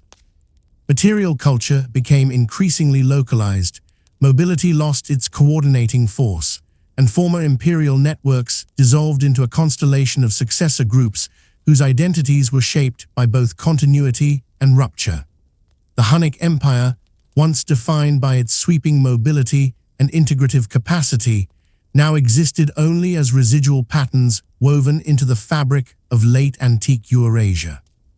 As the 5th century progressed, the political vacuum left by the dissolution of Hunnic authority facilitated the rise of new regional powers whose material signatures illuminate the final dispersal of groups once associated with the empire. Excavations in the lower Danube region reveal settlement horizons occupied by communities that combined local traditions with residual steppe influences. Pottery assemblages incorporate both Roman-derived wheel-made forms and hand-made vessels decorated with incised geometric patterns characteristic of steppe populations. Bone tools, spindle whorls, and domestic iron implements indicate households reorganizing around subsistence production rather than the mobilized logistics that had previously dominated Hunnic settlement landscapes. These sites show no evidence of large-scale craft workshops or elite compounds, suggesting a decentralization of authority and a shift toward localized, kin-based social structures. Across the northeastern Carpathian Arc, burial traditions also reflect this transition. In cemeteries dated to the late 5th and early 6th centuries, grave goods display a blend of styles that resist simple cultural attribution. Weapons include long blades with steppe-influenced hilts, but Germanic scabbard fittings. Horse gear appears in simplified forms, lacking the gilded ornamentation typical of earlier Hunnic craftsmanship. Strontium isotope analysis from these burials indicates reduced mobility compared with mid-5th century Hunnic assemblages, reinforcing the interpretation that regional identities were crystallizing as population movement decreased. The presence of small clusters of composite bow fragments suggests that some martial traditions persisted, but the overall decline in specialized weaponry reflects the erosion of the centralized military structure that had underpinned Hunnic power. Documentary sources portray a world in which former Hunnic factions sought new political footholds. Byzantine authors describe groups led by Dengizic attempting to raid across the Danube in the 460s, only to be repelled by Roman and allied forces. Excavations near the presumed battle sites reveal layers of burnt debris, broken lamellar armor plates, and a mixture of steppe-style arrowheads and Roman spatha fragments. These assemblages attest to conflicts between remnant Hunnic forces and emerging powers seeking control of the frontier. Meanwhile, Ernak's followers appear in the historical record as one component of the emerging Bulgar ethnogenesis. Archaeological sites associated with these successor groups exhibit continuities in horse equipment, composite bow technology, and certain decorative motifs, demonstrating that Hunnic material and tactical traditions were not extinguished, but absorbed into new political formations. This process underscores how imperial fragmentation generated formative conditions for later medieval steppe polities. Environmental evidence subtly complements these historical developments. Pollen cores from the Hungarian plain show modest but sustained increases in arboreal species during the latter half of the 5th century, a signal of reduced grazing pressure as large coordinated herds declined. Faunal remains from regional sites reflect smaller herd sizes and a shift toward mixed agriculture, indicating that local communities were recalibrating their subsistence strategies in the absence of the large-scale pastoral logistics that once supported Hunnic operations. These ecological changes mirror the political fragmentation described in textual and archaeological records, illustrating how environmental systems responded to the collapse of centralized mobility. A sensory detail emerges from a small habitation site near the Upper Tisa, where archaeologists uncovered the remains of a modest timber dwelling built atop an abandoned Hunnic encampment. The floor layer, a thin band of compacted clay, contains impressions of woven mats and scattered seeds from millet and barley. The faint earthy smell of the sediment contrasts sharply with the ash-rich layers below, which include horse bones, fragments of gilded belt plaques, and arrowheads typical of Hunnic occupation. The juxtaposition of these strata captures the transformation of the region from an imperial center of mounted power to a landscape inhabited by small agrarian households. The sensory difference, the quiet stillness of domestic life layered above the material residue of military mobility, illustrates the scale of social reorientation following the collapse. Hoards buried during this transitional period provide further insight into shifting political and economic dynamics. Several deposits found in Transylvania and the Banat region contain combinations of late Roman coins, steppe-style buckles, silver plates, and locally crafted ornaments. Metallurgical analysis reveals that some items were repaired or modified shortly before burial, suggesting that owners attempted to preserve valuable pieces as social conditions deteriorated. Unlike earlier hoards concealed during Hunnic raids, these deposits appear tied to internal instability, reflecting anxieties among elites whose status was no longer guaranteed by the protective structure of a powerful confederation. Their non-recovery suggests displacement or death, reinforcing the sense of fragility characteristic of the post-imperial moment. From these combined lines of evidence arises a conceptual reflection. The end of Hunnic power did not erase its structural legacies, but redistributed them into new socio-political contexts. The empire's collapse fragmented networks of mobility, but the technologies, aesthetic vocabularies, and tactical knowledge cultivated under Hunnic rule persisted in successor groups whose identities were shaped through both inheritance and adaptation.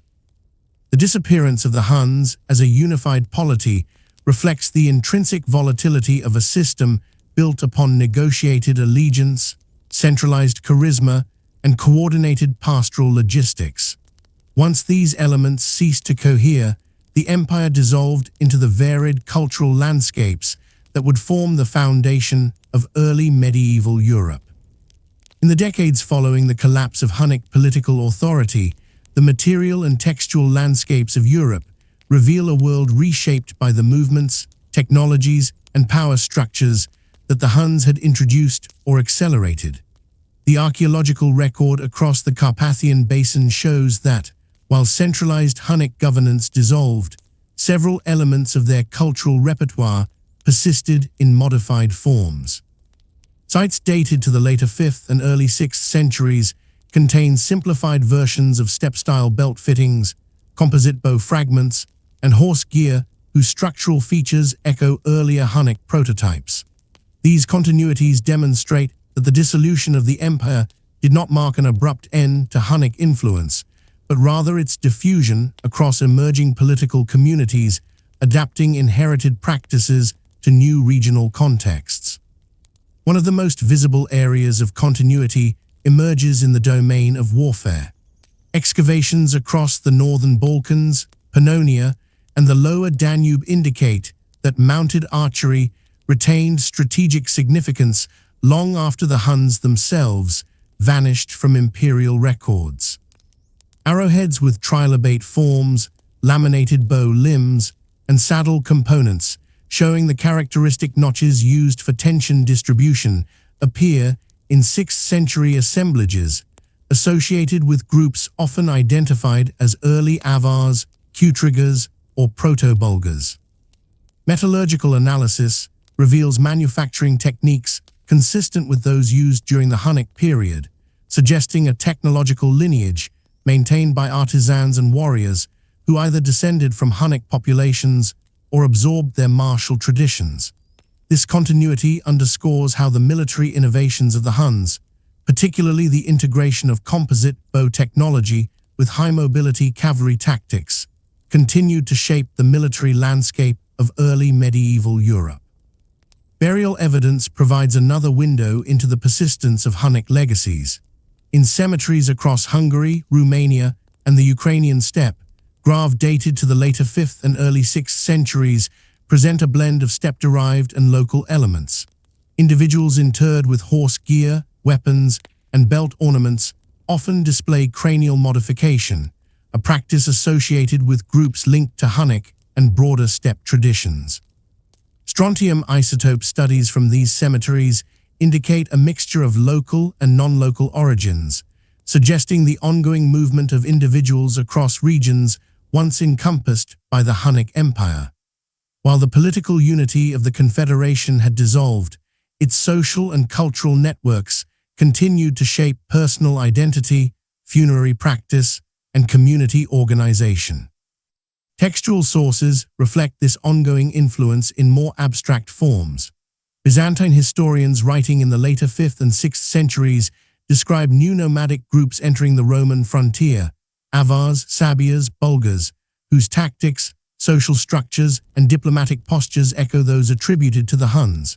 Procopius and Jordanes, while careful to distinguish these groups from Attila's confederation, nonetheless portray them through a lens shaped by memories of Hunnic power.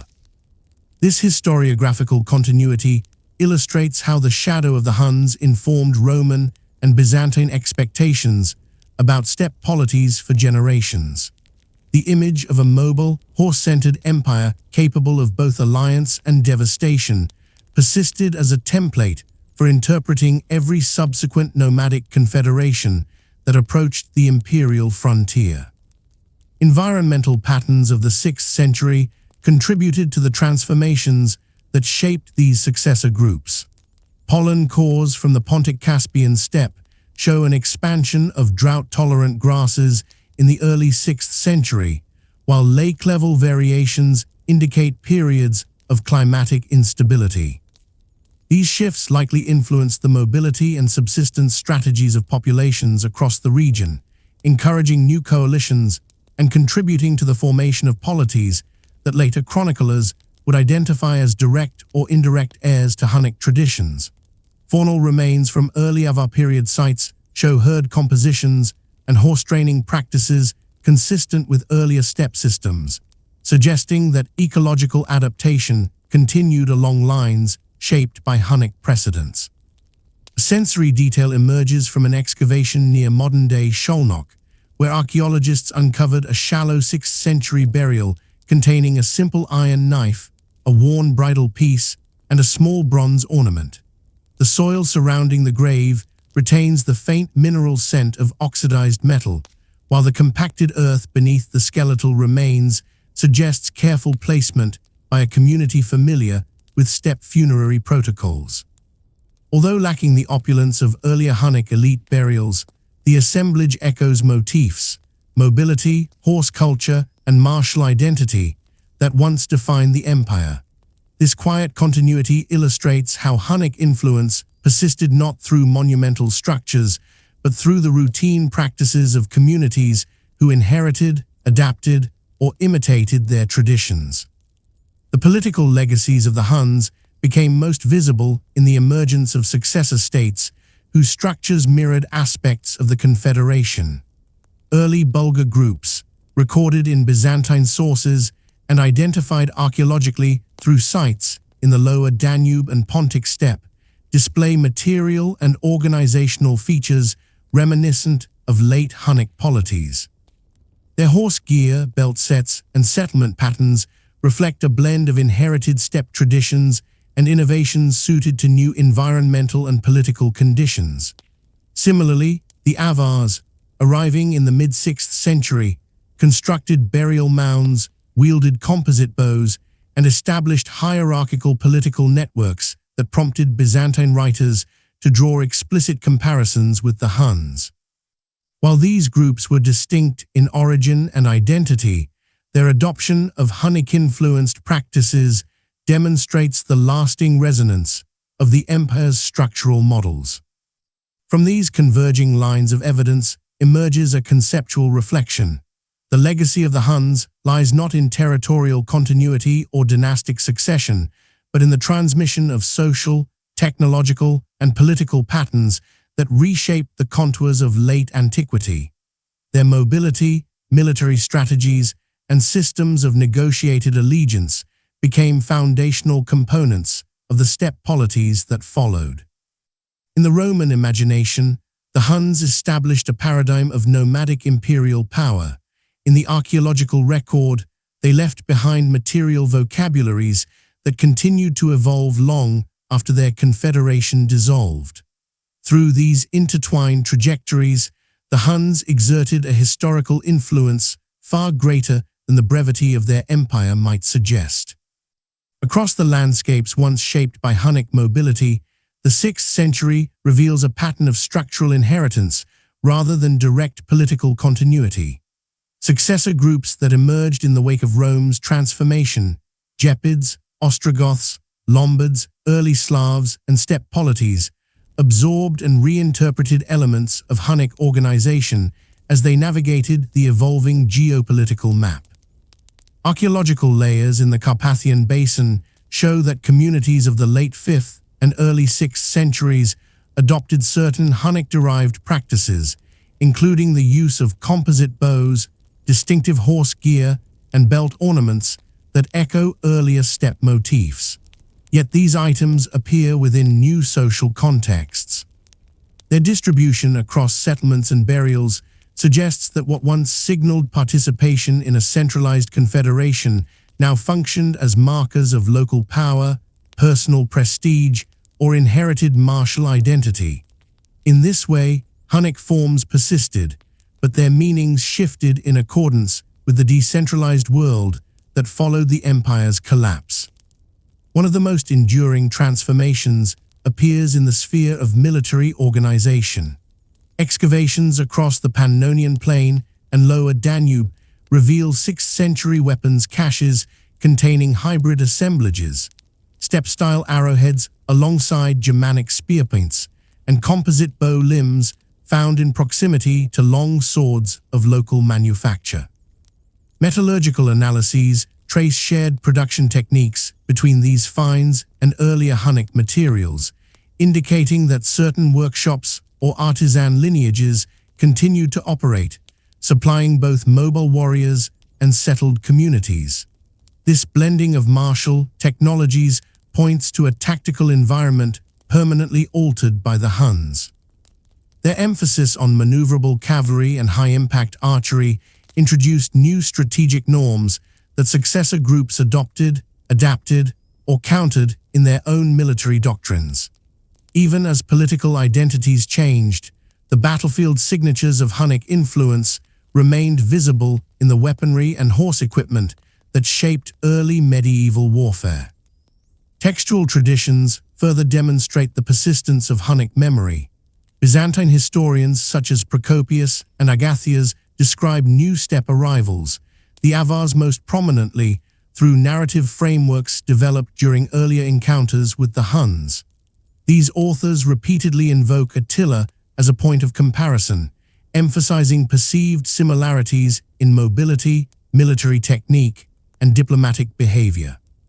While these comparisons occasionally relied on rhetorical convention, they nevertheless reflect a cultural memory in which the Huns served as the archetype of nomadic imperial power.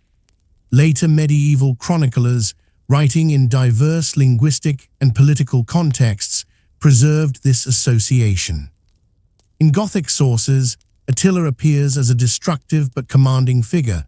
In Norse tradition, he becomes Atli, the ruler of a distant and fearsome polity, and in Hungarian memory centuries later, he is recast as a foundational ancestor.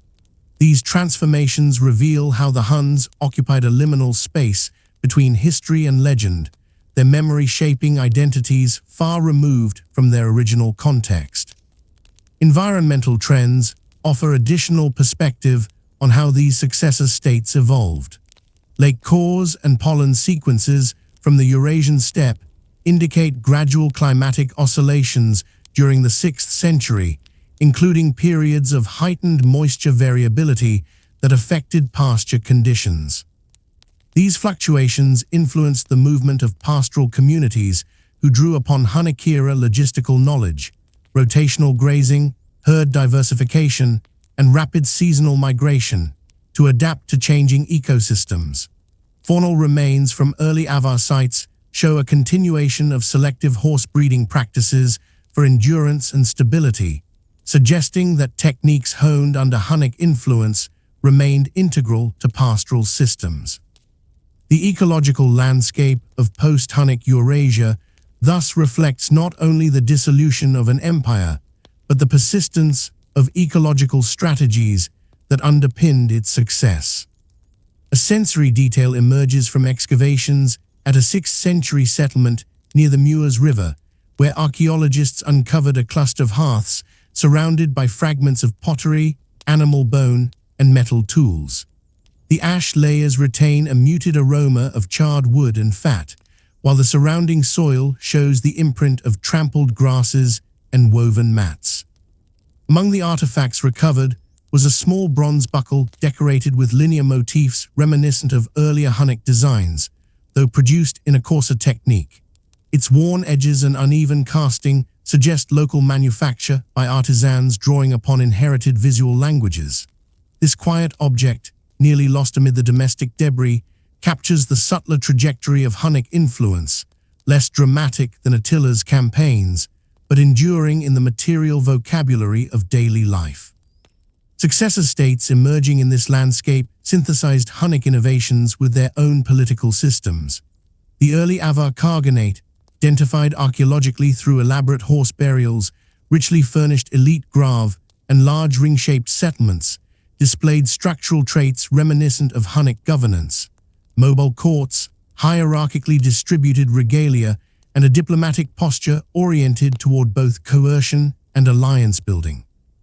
Babylized metallic belt sets found in early Avar burials share compositional traits with late Hunnic prototypes, while tactical patterns described in Byzantine sources, rapid cavalry maneuvers, coordinated archery, and large-scale encampments, echo techniques first widely encountered during Hunnic expansion.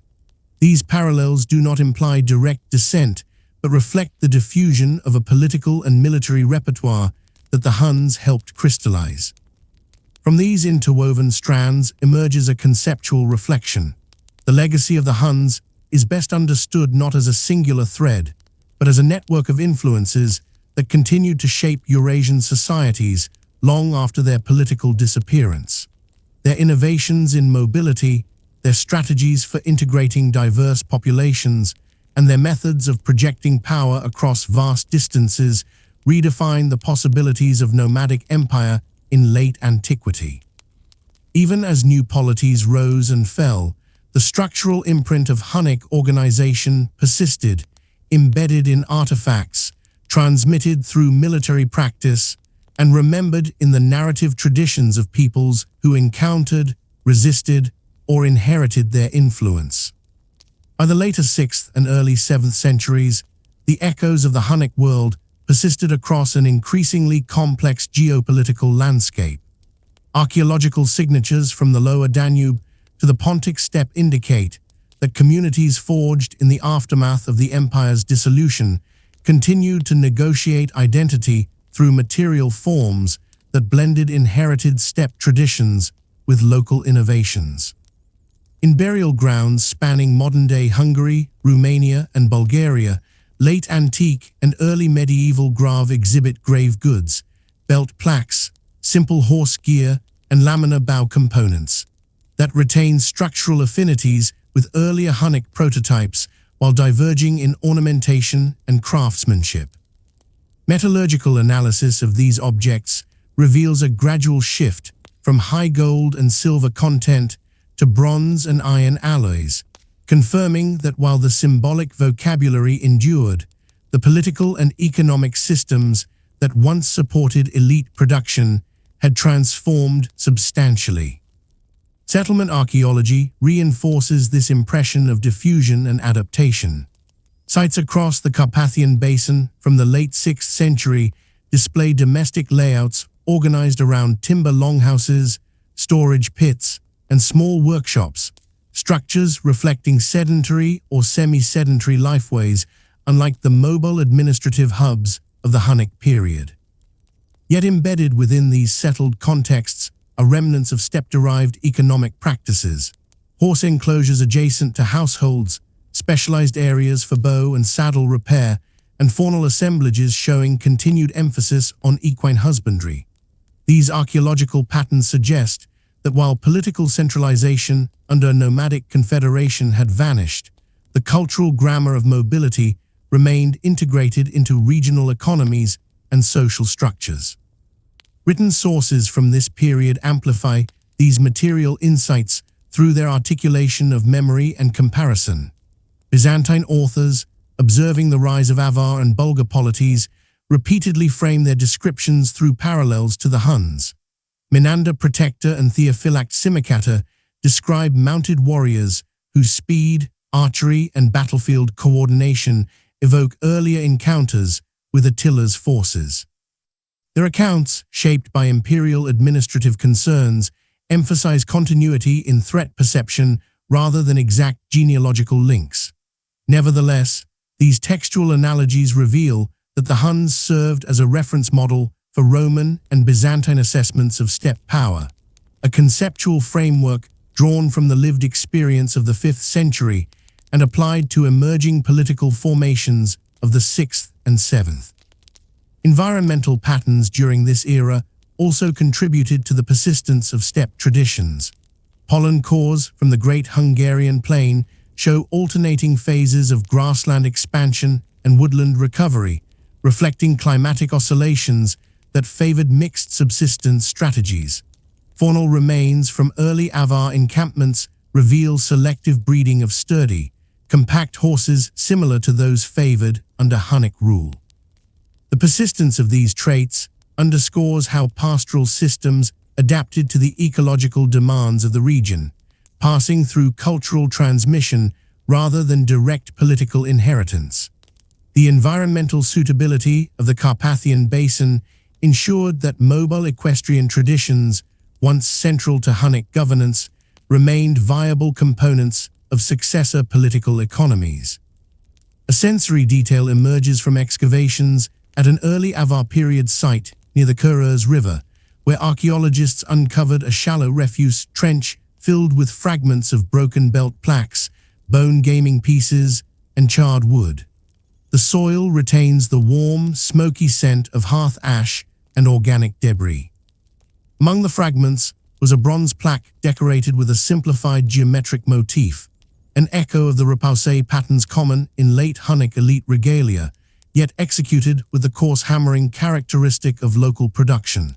This single artifact encapsulates the layered nature of post-Hunnic identity, the continuation of symbolic motifs, the adaptation of form to new economic conditions, and the embedding of inherited imagery within everyday domestic contexts.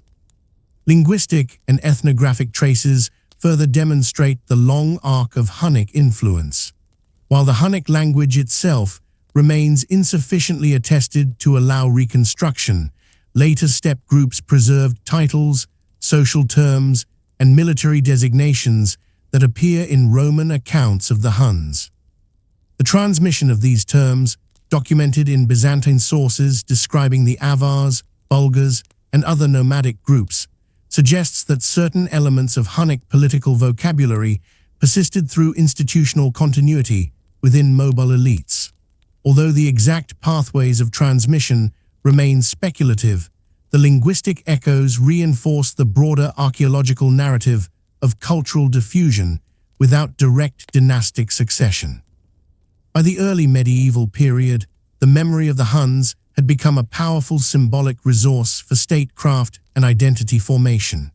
In Germanic traditions, Attila appeared alternately as a destructive adversary or a mighty overlord whose authority shaped heroic narratives. In later Hungarian chronicles, he was reimagined as an ancestral ruler whose legacy conferred legitimacy upon medieval polities. These literary transformations do not reflect historical continuity, but rather the potent adaptability of Hunnic memory, which could be mobilized to serve the ideological needs of widely differing societies. The Huns, once defined by their mobility and political cohesion, thus persisted as figures of myth and identity long after their material structures dissolved. From these intertwined lines of evidence emerges a final conceptual reflection. The legacy of the Huns is embedded not in the endurance of their confederation, but in the patterns of cultural transmission, adaptation, and memory that extended across centuries. Their mobility reshaped demographic landscapes, their diplomacy redefined frontier politics, their military innovations influenced successor states, and their image in written memory framed how later societies understood the nomadic powers of the steppe. Through these layered trajectories, the Huns exerted an influence disproportionate to the brevity of their political zenith, contributing to the transformation of late antiquity and laying groundwork for the complex medieval worlds that followed.